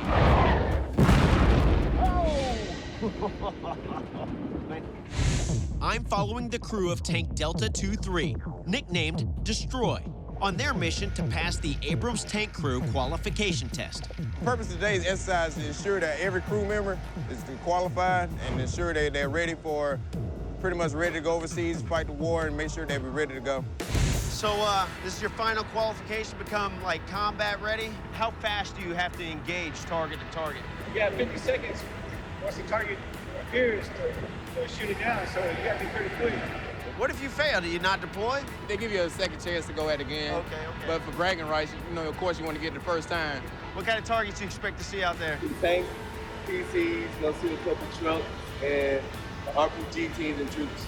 All right, cool, you guys. Well, good luck, and I'm gonna get out of your hair, so I know you got stuff to do. All right, thank you. To pass their overall qualification test, every crew must run 6 different exercises, each with specific scenarios and targets. Today, the crew of Delta 23 is running Test 5 with a variety of different threats: stationary, moving, frontal, flank, near and far. Crews are graded on their speed, accuracy, and efficiency in hitting the targets. Each tank is fitted with video cameras, so every action in the field can be assessed in the control room. So right now we're inside of the exercise control room, and what these guys are doing is they're monitoring every step of this exercise. On one side, we have the guys who set up the exercise. On the opposite side, we have the personnel that evaluate every step. Every action that they have is scored and timed. It is time for the challenge to begin. The tanks head out to the range, and we're following close behind to observe the test. There's the target right there. Just popped up.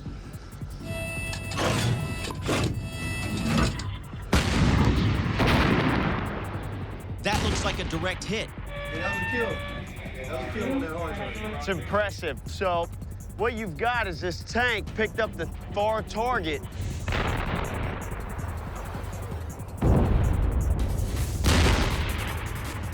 Two targets. In a very, very short period of time, these guys launched 2 Sabo rounds. I would say those shots were less than 15 seconds apart, which is really a testament to how well the crew works together.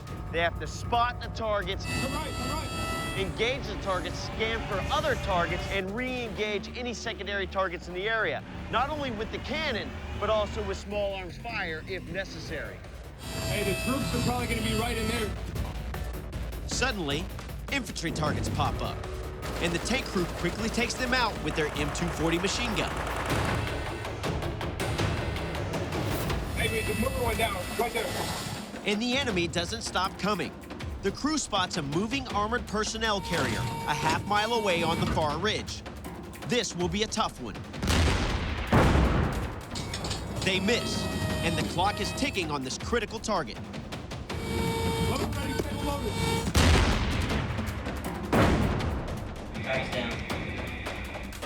They take out the personnel carrier.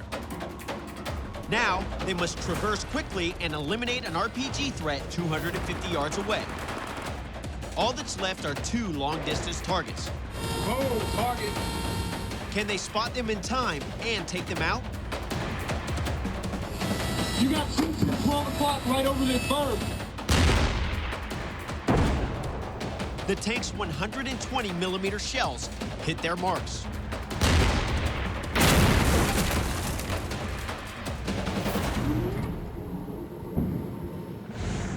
After firing at the last target, the tank crew makes its way off the course to the after-action review room. Delta 2-3 gets a detailed debriefing on today's test. While not perfect, they did enough to advance and face their final mission. So in order to qualify, you guys have to fire Schedule 6 tomorrow, is that correct? That's the actual, like, no kidding, this is the test. We're combat ready, the Super Bowl. All right. You guys feel like you're gonna do a good job? Oh, yeah. All right, cool. Good job, you guys. Thanks for being our tank crew today. I appreciate it, and good luck tomorrow. All right, thank you. Thank you all. Qualifying for combat deployment in the state-of-the-art Abrams M1A2 tank is no easy task. But I'm happy to report the crew of Delta 2-3 did pass their final test. When it comes down to it, that's why the Abrams is the most lethal main battle tank in history. It's the dedication of the crews, combined with the best training available, that gives the Abrams its winning edge in combat.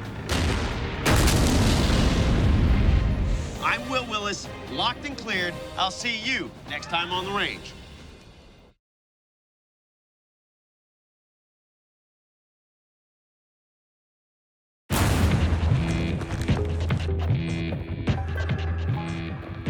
Infantrymen don't just carry assault rifles into combat.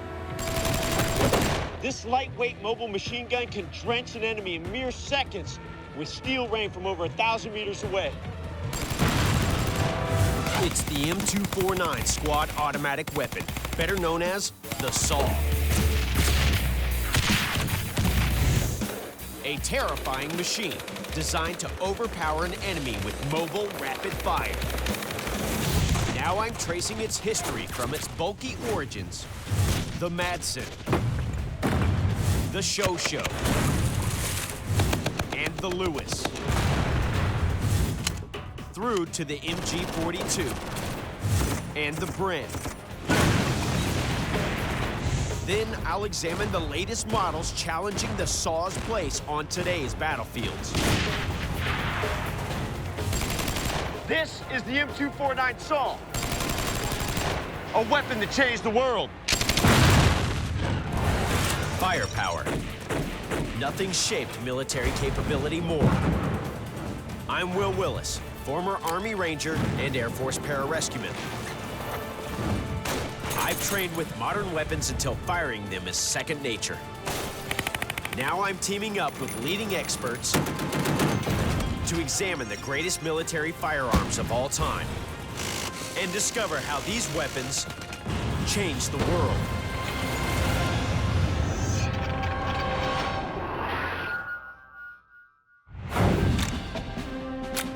Targets.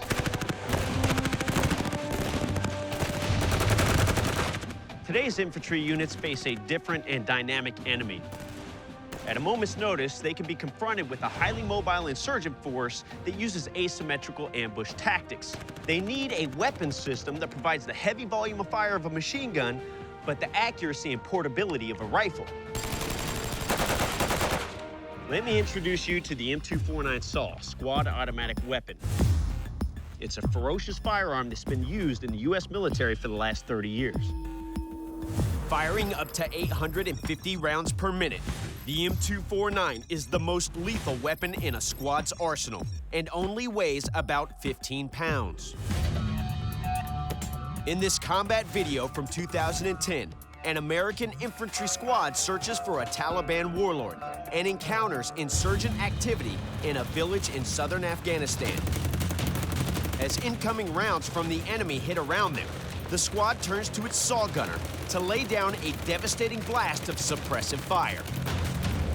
In emergency situations like these, the SAW can be fired upright from the hip, enabling the operator to stay on the move. The M249 SAW's firing mechanism is gas-operated. Once one of its 5.56mm rounds is fired, propellant gases are diverted through a hole in the barrel into a chamber.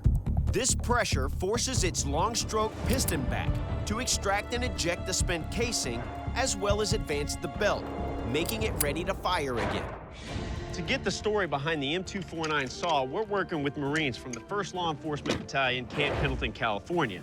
These Marines are from the 1st Law Enforcement Battalion.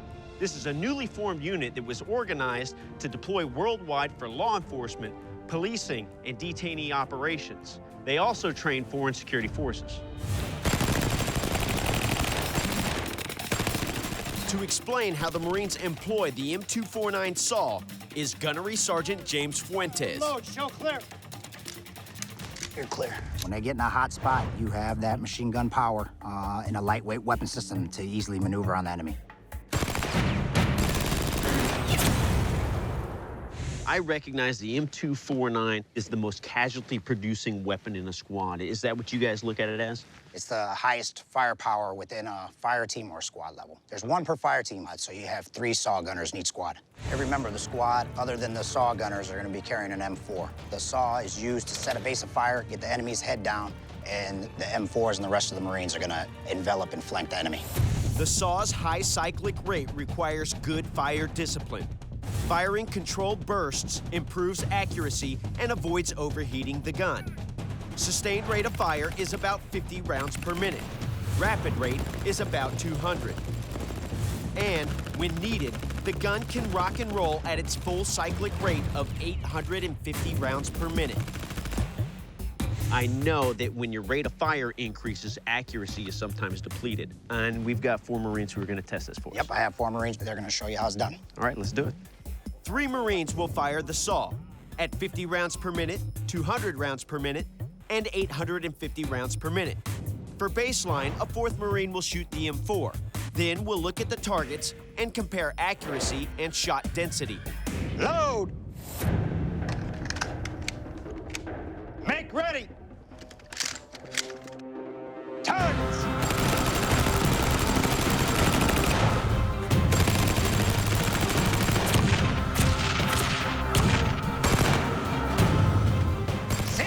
Ceasefire, unload, show clear! In contrast to the SAW, the main rifle carried by a fire team, the M4, is designed to fire short bursts with deadly precision. Make ready! Targets!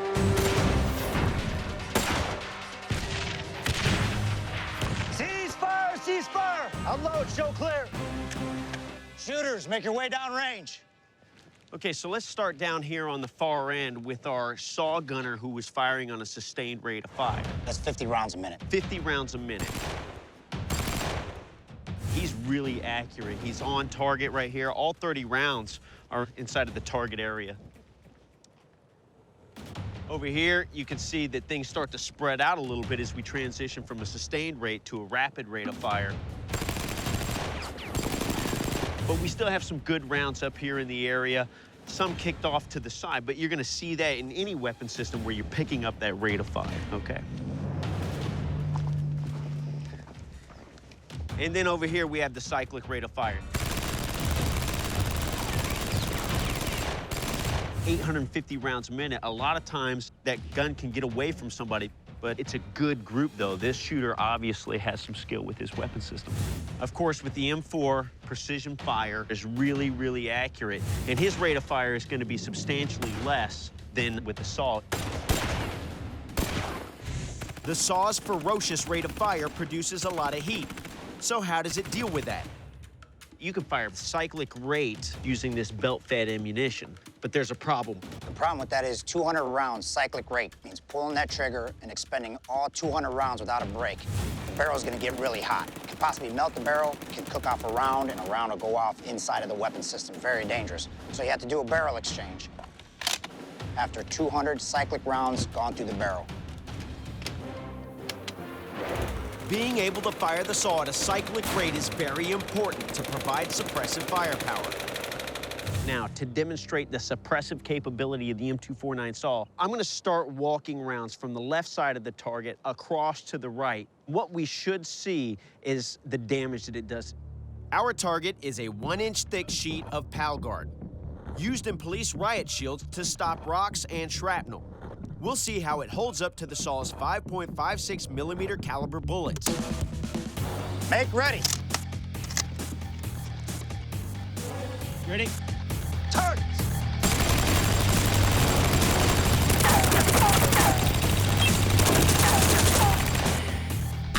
Freaking outstanding, Will. It was nice. It felt good. I felt controlled as I came from left to right. Well, I'm excited to see what the impacts look like downrange. All right, let's go check it out. This is like super plastic. So I actually started slightly to the left. There's a little up-down variation here, and then it gets really regular. 21 rounds on this target, just laying down a nice little grazing fire just over the top of these guys' heads. It's gonna keep them suppressed. If there wasn't enough dispersion in between the enemy insurgents, you're gonna get them all in this one shot. Oh, yeah. With just a quick burst, the M249 can send dozens of enemies diving for cover. But what gives the saw its real power is its coordination with the other weapons in the fire team.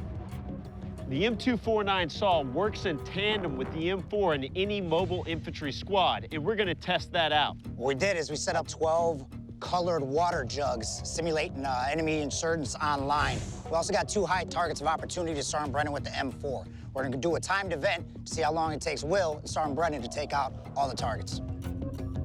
I must first take out the torso-sized targets on the right. Then the M4 will blast the high target. Then we'll clear the left. Shooters, load! Make ready!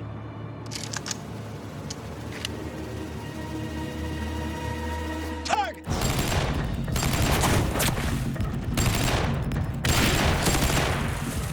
As I'm using my saw's rapid rate of fire to clear the bottles, the M4 takes out a pail with a single lethal shot.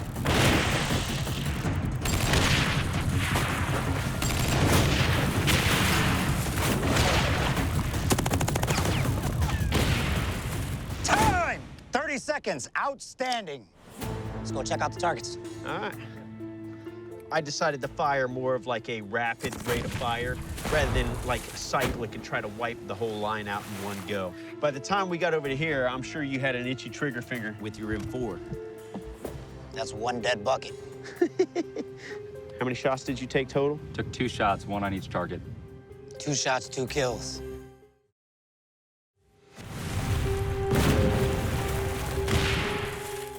I think these weapons work really well together. That's the purpose that they're designed for. Suppress targets, take precision shots with your weapon system and execute the mission, and I think we did that. Good job. Thank you very much. This light machine gun not only surpasses its predecessors, it gives rise to an increasingly lethal military doctrine. Known as the most casualty-producing weapons in a squad, their heavy volume of sustained automatic fire keeps enemy heads down and allows the squad to advance. To fully comprehend the development of the SAW, we have to look back to 1884 and the introduction of the world's first automatic machine gun, the Maxim. American inventor Hiram Maxim devises a way to use the recoil to eject an empty shell, then load and fire the next. Previous attempts at repeat fire guns like the Gatling are hand cranked. But the Maxim is an automatic firing method, a drastically more efficient and deadly system. Here to tell me about it is U.S. Army Infantry Branch historian David Stejan. The Maxim gun is reliable. It's heavy. It's old world technology. They are meant to not only work in rough conditions, but they're built to last. All right, Dave, I can tell that this is a Maxim machine gun, but what type of Maxim is it? This particular one is a Russian Maxim, model of 1910. These were used in World War I and World War II up to about 1950. The greatest drawback of the Maxim machine gun was its weight. It was not very portable. This is so heavy and hard to move on the battlefield, the Russians tried to figure out a way so that they could move it, even with a soldier if they had to. They put wheels on the back of it so they can even bring it through snow, mud, or whatever it takes. So we're gonna give a test. We're gonna turn you into a Russian soldier here for a few minutes. We're gonna take this beast forward about 30 yards up through the woods. We're gonna find a position to fire, blow open a cinder block wall at 30 yards. Behind the wall, there's a torso-sized soft target. Let's see how long it takes the Maxim 7.62 millimeter round to punch through and take it out. Let's find out how heavy this thing really is. All right, let's go. When you said let's, I thought you meant both of us.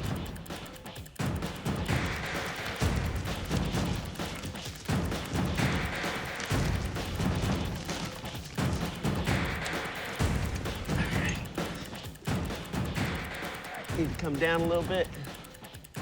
There we go. Lock us in. Okay. Good. Kill it. All right, safety's off, going hot.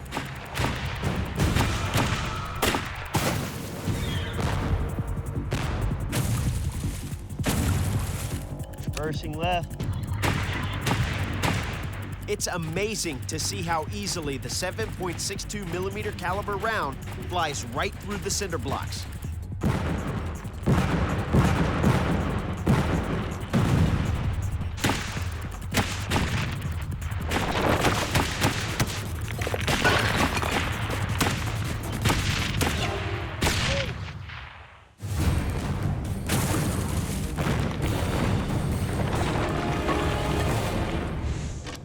You're busted on the trench now. You know what's great about this is once you're on point and you can see where your rounds are hitting, you can kind of come off the sights, make those small adjustments left and right. I can tap this thing, adjust it lightly. It's on point. It gives you a beating zone. Yeah. In World War I, the Maxim and other heavy machine guns are deployed with devastating effect as defensive weapons.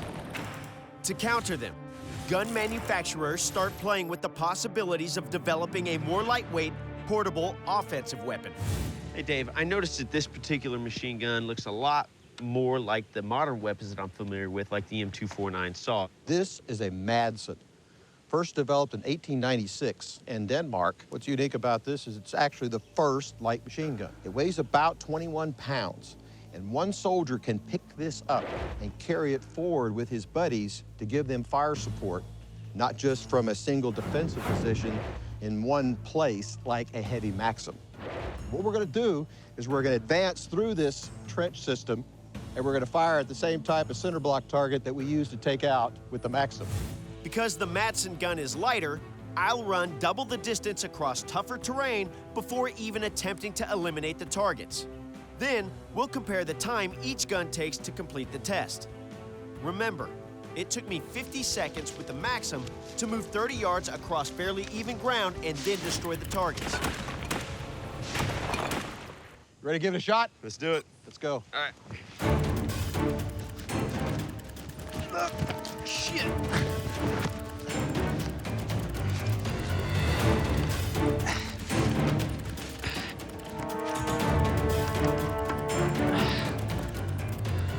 All right. Goes in here in the hopper. Okay. Clicks on, pull the cocking handle back, and you shoot. Okay.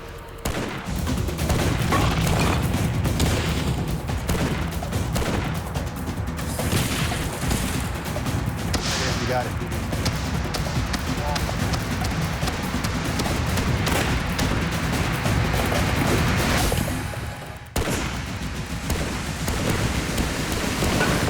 It's down in 43 seconds.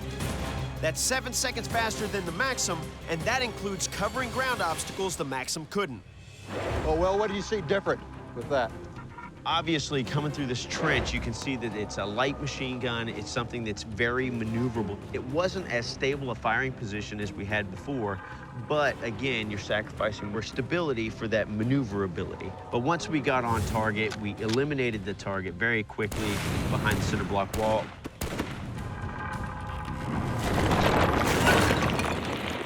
The Madson is produced in limited numbers during World War I due to its complex design. One weapon that is mass-produced for the conflict and eventually used by the Americans is a notorious light machine gun called the Showcaase. All right, Dave, I recognize this weapon system, and it has an infamous reputation for operating very poorly. Are the rumors true? This is the Showcaase, developed before World War I by Colonel Showcaase. And the idea was to create a weapon that could be made very quickly and very cheaply. When World War I went from being an open warfare into trench warfare, for the soldiers had an attitude. They didn't want to just sit in the trenches. They wanted to liberate their countryside from the Germans. So they had to take firepower with them ahead into no man's land. The weapon's very simple, it's very sloppy, and there were 287,000 of these manufactured. Most common automatic weapon of World War I. The Showcaase's unique semicircular magazine is necessary because of the tapered and rimmed 8mm rifle cartridges it uses. Large openings are designed to save weight and to see how many rounds are left. But in the muddy trenches, it allows dirt and debris to jam the action, leaving attacking gun crews stranded. One of the most effective attempts to confront the immobile heavy machine gun in World War I came toward the conflict's end with the Browning automatic rifle, or the BAR M1918, designed to be used by the mobile infantrymen and fired from the shoulder, the hip, or lying on the ground. The American Expeditionary Force introduces the BAR on the Western Front in 1918. It fires a powerful 30-06 cartridge and comes with a 20-round magazine. But how does the BAR compare to the Showcaase? So, Dave, what do you say we go put these two trench brooms to the test? Absolutely. We're going to have a comparison of the Showcaase, which has such a terrible reputation for efficiency, and test it against the Browning automatic rifle, the BAR. We'll start with the Showcaase by taking out torso-sized targets on the move. And then I'll test its accuracy and penetrating power by attempting to hit a small explosive behind sandbags. Once I've done this, I hit you on the Once shoulder. again, Okay. Dave's going to be my assistant gunner, transporting and loading my magazines just like an AG would do in World War I. We'll have 3 magazines, each with 20 rounds. Let's take them out.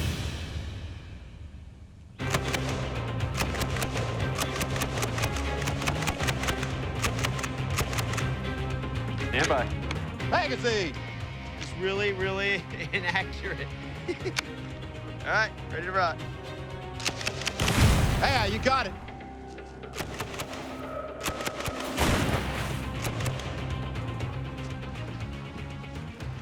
Magazine! Change mags. All right, Got it. clear that trench.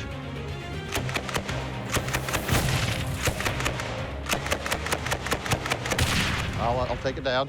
We'll see the action, removing the mag. How many rounds do we have? All right.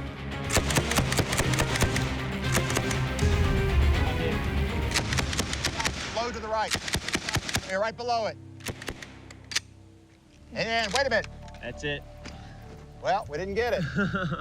But that's a tiny target back there. Ben, I'm gonna be honest, the reality is it feels like you're hanging onto a pogo stick. I mean, it's really rocking you. And trying to keep rounds on target, it's crazy when you try to fire with that sustained or cyclic rate, those rounds would start to climb. And for me, that's when I stop firing, kind of reorient that weapon where it needs to be.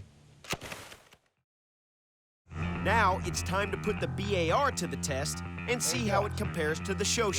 First position is full auto, second is semi-auto. Ready? All right, I'm ready. Let's go, just take them out.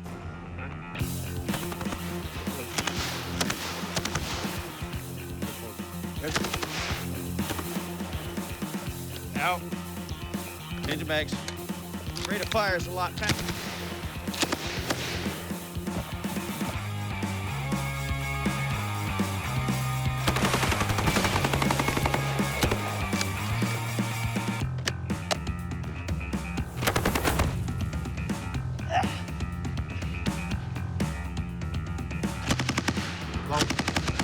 Lower.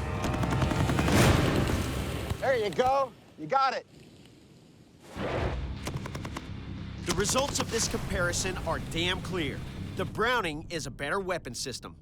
It's a better weapon than the show. Again, I prefer that shoulder-mounted feel. You got enough of these guns, you're gonna keep heads down in trenches. But the weapon that really busts up the conflict's trench stalemate is the Lewis gun. These were developed actually just before World War I by an American, Colonel Isaac Lewis Newton. He had no success in trying to sell it to the U.S. government, but he went overseas and the Europeans really liked it. In fact, the British began to build these in large quantities just at the beginning of World War I. I think another interesting thing about this is that this is actively air-cooled. This is a kind of a vacuum chamber. So what happens is when the bullet exits the barrel, it creates a vacuum inside there, sucking air from the back to the front. Not only does it help to cool the barrel down, but it gives a less sense of recoil when you're firing the weapon. But you can fire at 600 to 800 rounds almost continuously as sustained fire weapon. You can't do that with any other automatic rifle of World War I. During World War I, more than 50,000 Lewis guns are produced, and we've got a test to show the weapon's versatility. What you're going to find is a number of targets out there on the table. You're going to be able to sweep and take those out with 47 rounds. Once we empty that first magazine, we're going to stop, pick up, and displace, go forward to another firing position, and engage another set of targets. What this will show is how easy it is to pick up a Lewis gun and move it forward on the battlefield. Let's go. I have just 2 Lewis magazines holding 47 rounds each to take out 16 targets at 50 yards.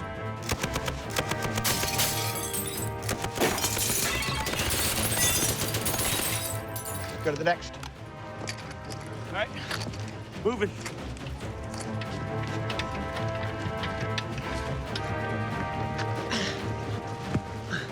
Within seconds, we go to our next series of targets and open fire.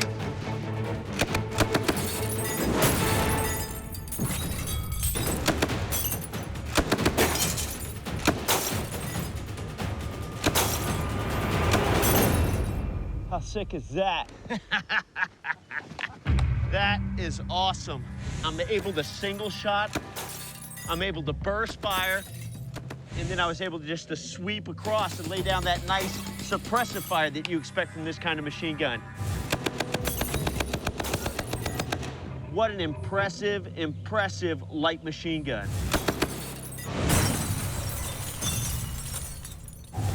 The show, the Lewis light machine gun, and the BAR M1918 all clearly showed that automatic weapons could support infantry units on the move.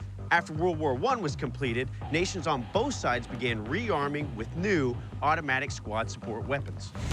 One of the fiercest weapons of World War II is the Bren gun. It spits out 520 rounds per minute and weighs only 22 pounds. When World War II begins, the Bren gun takes the front lines by storm. On the Western Front, 23-year-old British Corporal Sidney Bates is with his battalion when they come under intense enemy fire from the Germans' 10th SS Panzer Division. Right! Coming down the hill!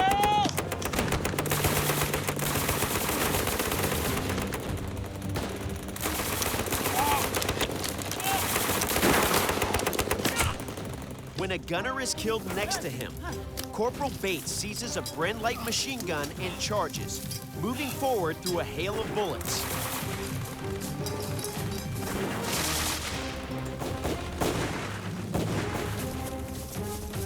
Although wounded twice, he continues firing, forcing the Germans to retreat.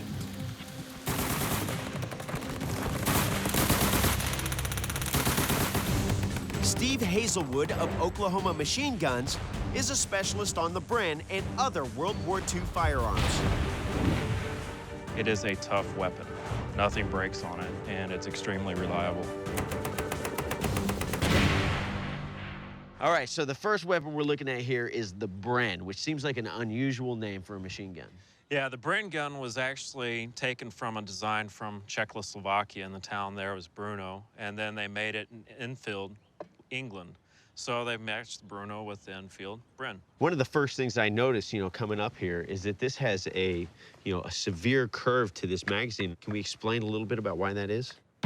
The main point is the .303 British round is a rimmed case. The case is also angled in a little bit, and so when they rest on the other bullets, it will put at more of an angle. And the purpose of this actual rim on the cartridge is so that the extractor that's on the bolt face can grab onto that cartridge and pull it out of the chamber. It's able to support more of the case in the chamber and then get a better hook on the actual rim so it can pull it out. Cannot wait to try this thing out. It's a great gun. All right, let's do it. All right. During a burst of fire from a light machine gun, the vibration of the weapon causes slight variations in the trajectories of the bullets. The pattern formed by this cluster of rounds on its way to the target is called a cone of fire. To demonstrate the accuracy of the Bren, I'm going to use that pot as a point of aim. And because there's a backer behind that pot, we should be able to see where all the rounds impact and see what kind of tight group we have. Sounds great. All right, Let's cool, do man. it. Let's do it. All right, you ready? Roger that. 3, 2, 1, fire.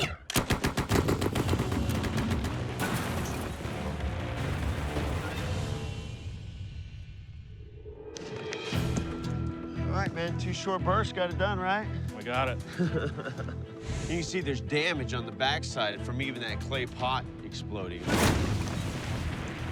I mean, this is all shrapnel damage over here, but you can see that's a nice tight group, and that's what you would expect to see from that weapon. That Bren's very accurate. I'm impressed. Partially due to its high-quality design, the Bren is unusually accurate for a light machine gun with a tight cone of fire. Therefore, it is sometimes as useful for sharpshooting as it is for suppressive fire. Today's cutting-edge light machine guns, like the M249 SAW, fire, trace its development to many advances made during World War II, including a revolutionary German design introduced in 1942. Notorious for its astonishing firing rate of 1,200 to 1,500 rounds per minute, twice that of the British Bren, the MG42 is a superbly engineered weapon, feared by its enemies and nicknamed the Buzzsaw. Okay, Steve, this is the MG42. What can you tell me about it?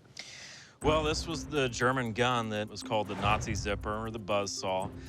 Because of its high rate of fire, it had a very distinct sound, and it was quite intimidating to most troops on the Allies. And if I understand correctly, the optimum size of a crew for this weapon system was 6 guys, 3 guys just to carry ammunition, entrenching tools, and spare barrels. That's correct. Because of the high rate of fire, you had to carry extra barrels because the barrels would get too hot to use. In Germany, they were so confident that this weapon would take out the Allies that they put it up on the front line at the front.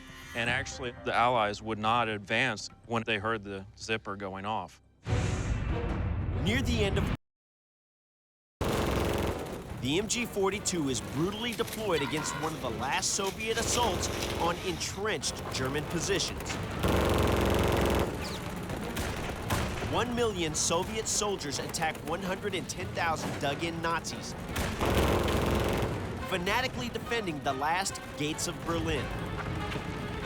The Germans mow down thousands with help from the MG-42. But through sheer massive infantry, the Soviets eventually break through the front lines of the Silo Heights. All right, brother, to give one of World War II's most hellacious weapons its due, we've set up an elaborate test. What we have are 7 torso targets down the range there, little blue men. They've all got weapons, and we're gonna take them out. It's only about 50 yards away. We're gonna have to traverse quite a bit, but I think we'll demonstrate the rate of fire, the accuracy, and how deadly this thing can be. We've given you 200 bullets, so don't shoot them too fast. All right, man. It's 1,400 rounds a minute, right? Yes, it is. We should be done in about 20 seconds. Not even that.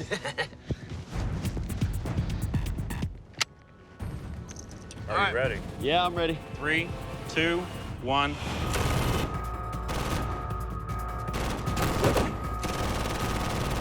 Runway gun a little bit there. I fired roughly 100 bullets in only a few seconds. Change barrels? Thing's smoking hot, man. And if I don't change the barrel, it can melt. Get rid of the old barrel.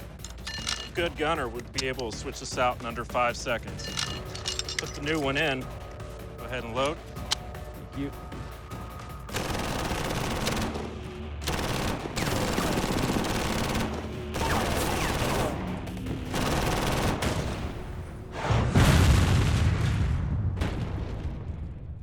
All right, it's clear. Let's take a look at these targets. This guy's not having a good day. He's got 1, 2, 3 rounds to the lung. This one maybe just clipped underneath the rib cage. He's gonna bleed out into his chest cavity internally. Not good. This is all traumatic stuff. I mean, multiple rounds, tight patterns, you know, in the head, in the chest.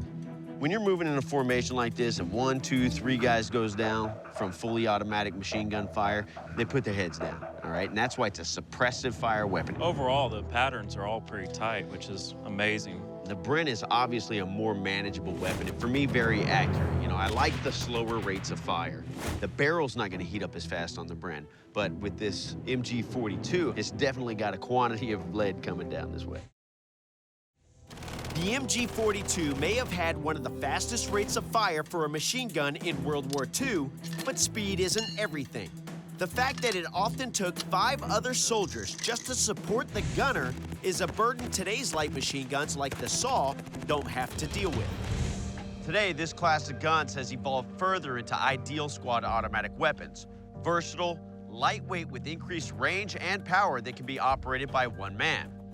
The H&K 21 Echo is based on the popular G3 battle rifle from the late 1950s. This is made by Heckler & Koch and is designed for versatility.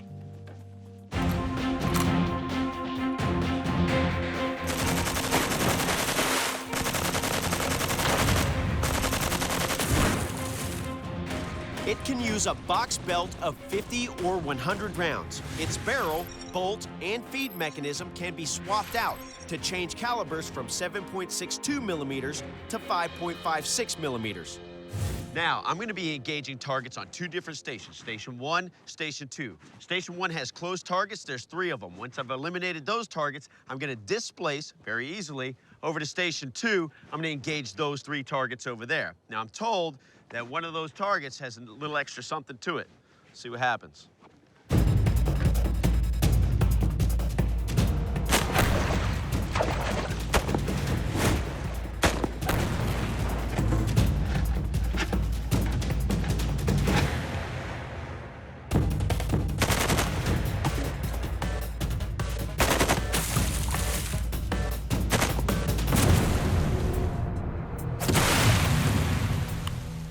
One of the things that you see with this H&K is the versatility.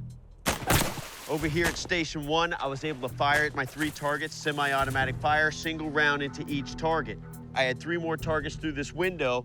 I engaged with automatic burst fire. And that's one of the great capabilities that this H&K brings to a fight. Not only maneuverability, but the option to fire single rounds versus fully automatic rounds. Not a lot of light machine guns have that capability.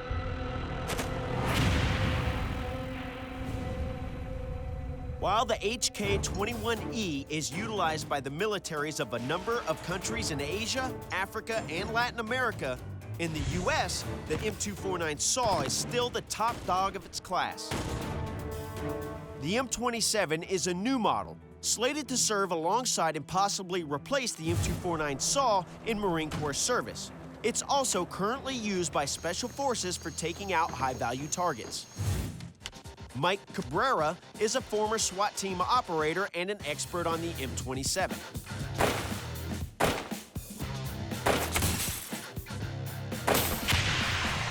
As far as tactics goes, the M27 is much more urban-friendly, if you will, for doing the type of entries into buildings and things of that nature that we're facing now with government and law enforcement.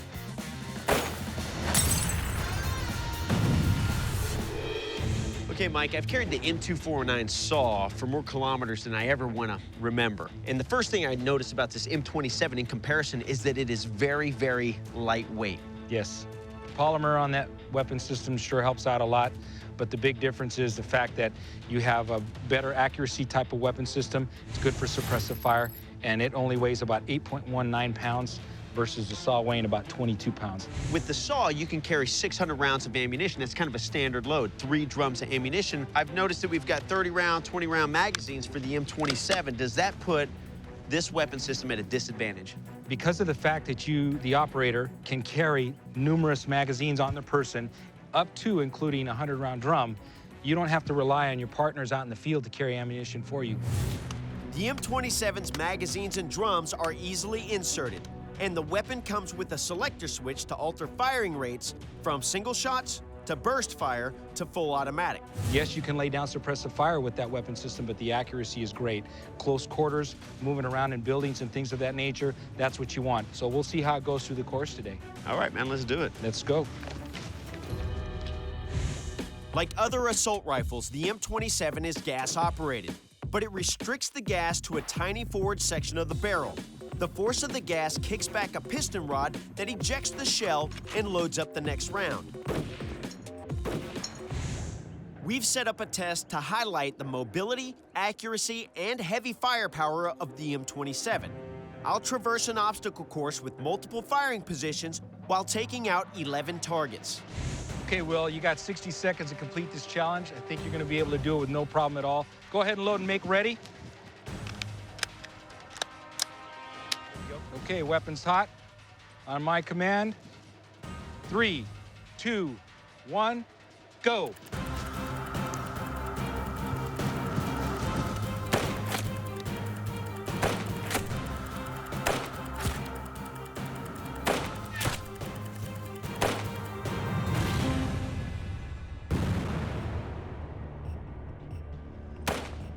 Nice shooting. The lightness of the M27's weight is surprising. I can move faster and easier.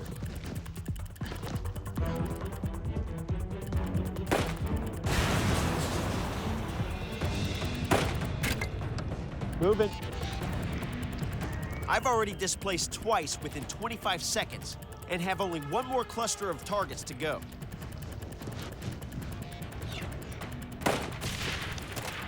Nice shot, Will.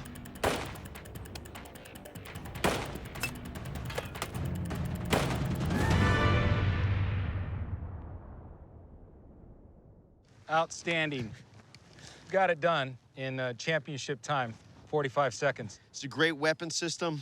Can't really complain about it. It's lightweight. I mean, I can see why a lot of units would want to transition to this. I felt like I was moving faster, and that's really, it equates to lethality in combat.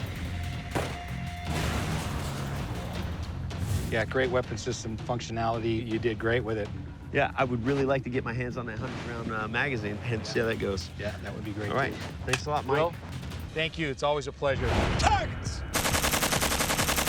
In service since 1984, the M249 SAW remains one of the most lethal weapons in a squad's arsenal.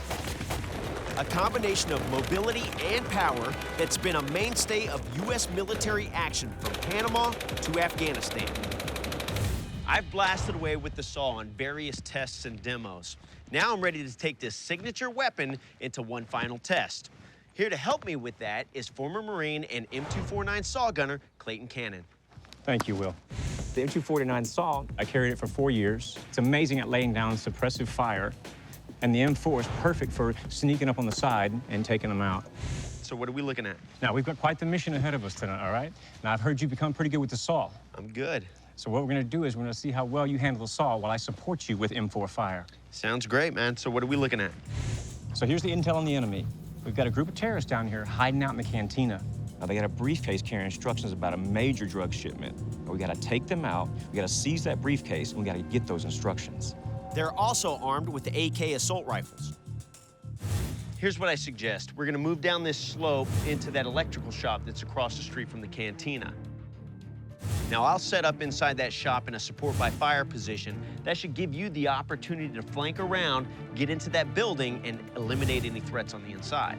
I like the sound of it. And to make this a little bit more realistic but execute safely, we're gonna go ahead and use the simunitions. Now, this is a round that the military and law enforcement uses for training purposes, and it's a projectile that can be fired through the weapon system itself. And it makes a visible mark. So now we're gonna go with 2 hits equals a kill. I'm ready, man, whenever you are. All right, let's do it.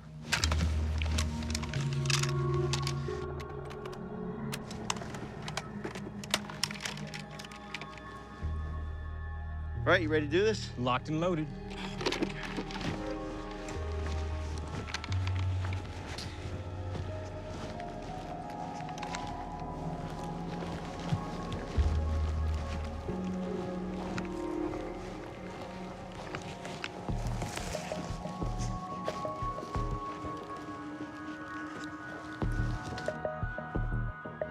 We maneuver down the slope to the building across from the cantina.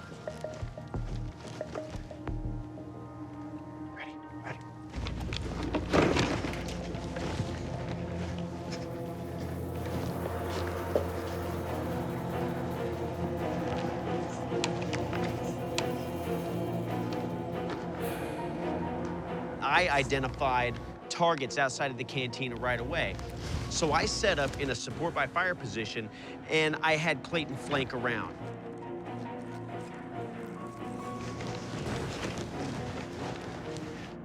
This M4 is perfect for flanking them from the side. But first, I need Will and that M249 saw to lay down suppressive fire for me.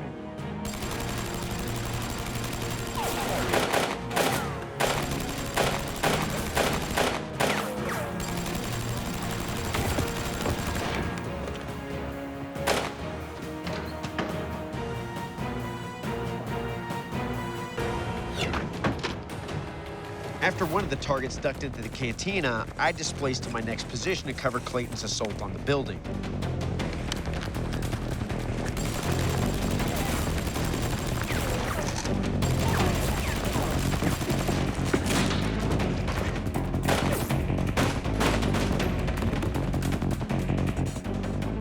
There was no briefcase in the cantina, but I managed to take out the one terrorist that was in there. I'm on the outside. If Clayton flushed anybody out, I'm there to take out those runners. 3 guys squirted out the back. I was able to engage one of them. 2 other guys went into the plaza next to the church. Will, there is no briefcase in here? All right, brother, there's 2 more in the courtyard. You ready? Let's do it. Let's roll. We maneuvered through the building because that's the safest thing to do. You don't go out into the street to maneuver if you can stay behind cover or concealment. I'm gonna pop out, you go down the wall, okay? Okay.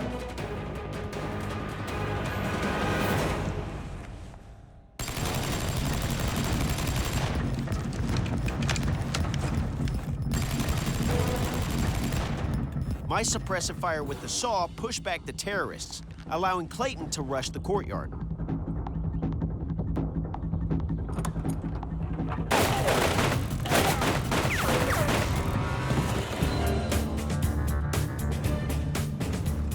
Game over for the bad guys.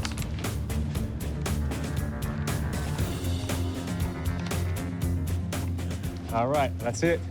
We've done it. We've cleared the town. We got a case here. We got our intel, mission accomplished. But this is really all about how this particular light machine gun incorporates into squad-type tactics. Now, you can see that the suppressive fire capability, the M249 saw, complements that M4 perfectly. 49 saw, it grabs their attention. lays down as much fire as a full squad. And the M4 is amazing. So close, handheld, easy supportive, sneak up on them, take them out. I was able to get in that support position. He was able to do a dynamic flanking maneuver up to the building, make entry, and eliminated the last 2 targets. So good on him. Thank you for coming out. Thank you so much for having me, Will. Demonstrating what an incredible pairing this is, right? All right. From the turn of the last century, through world wars to the Cold War,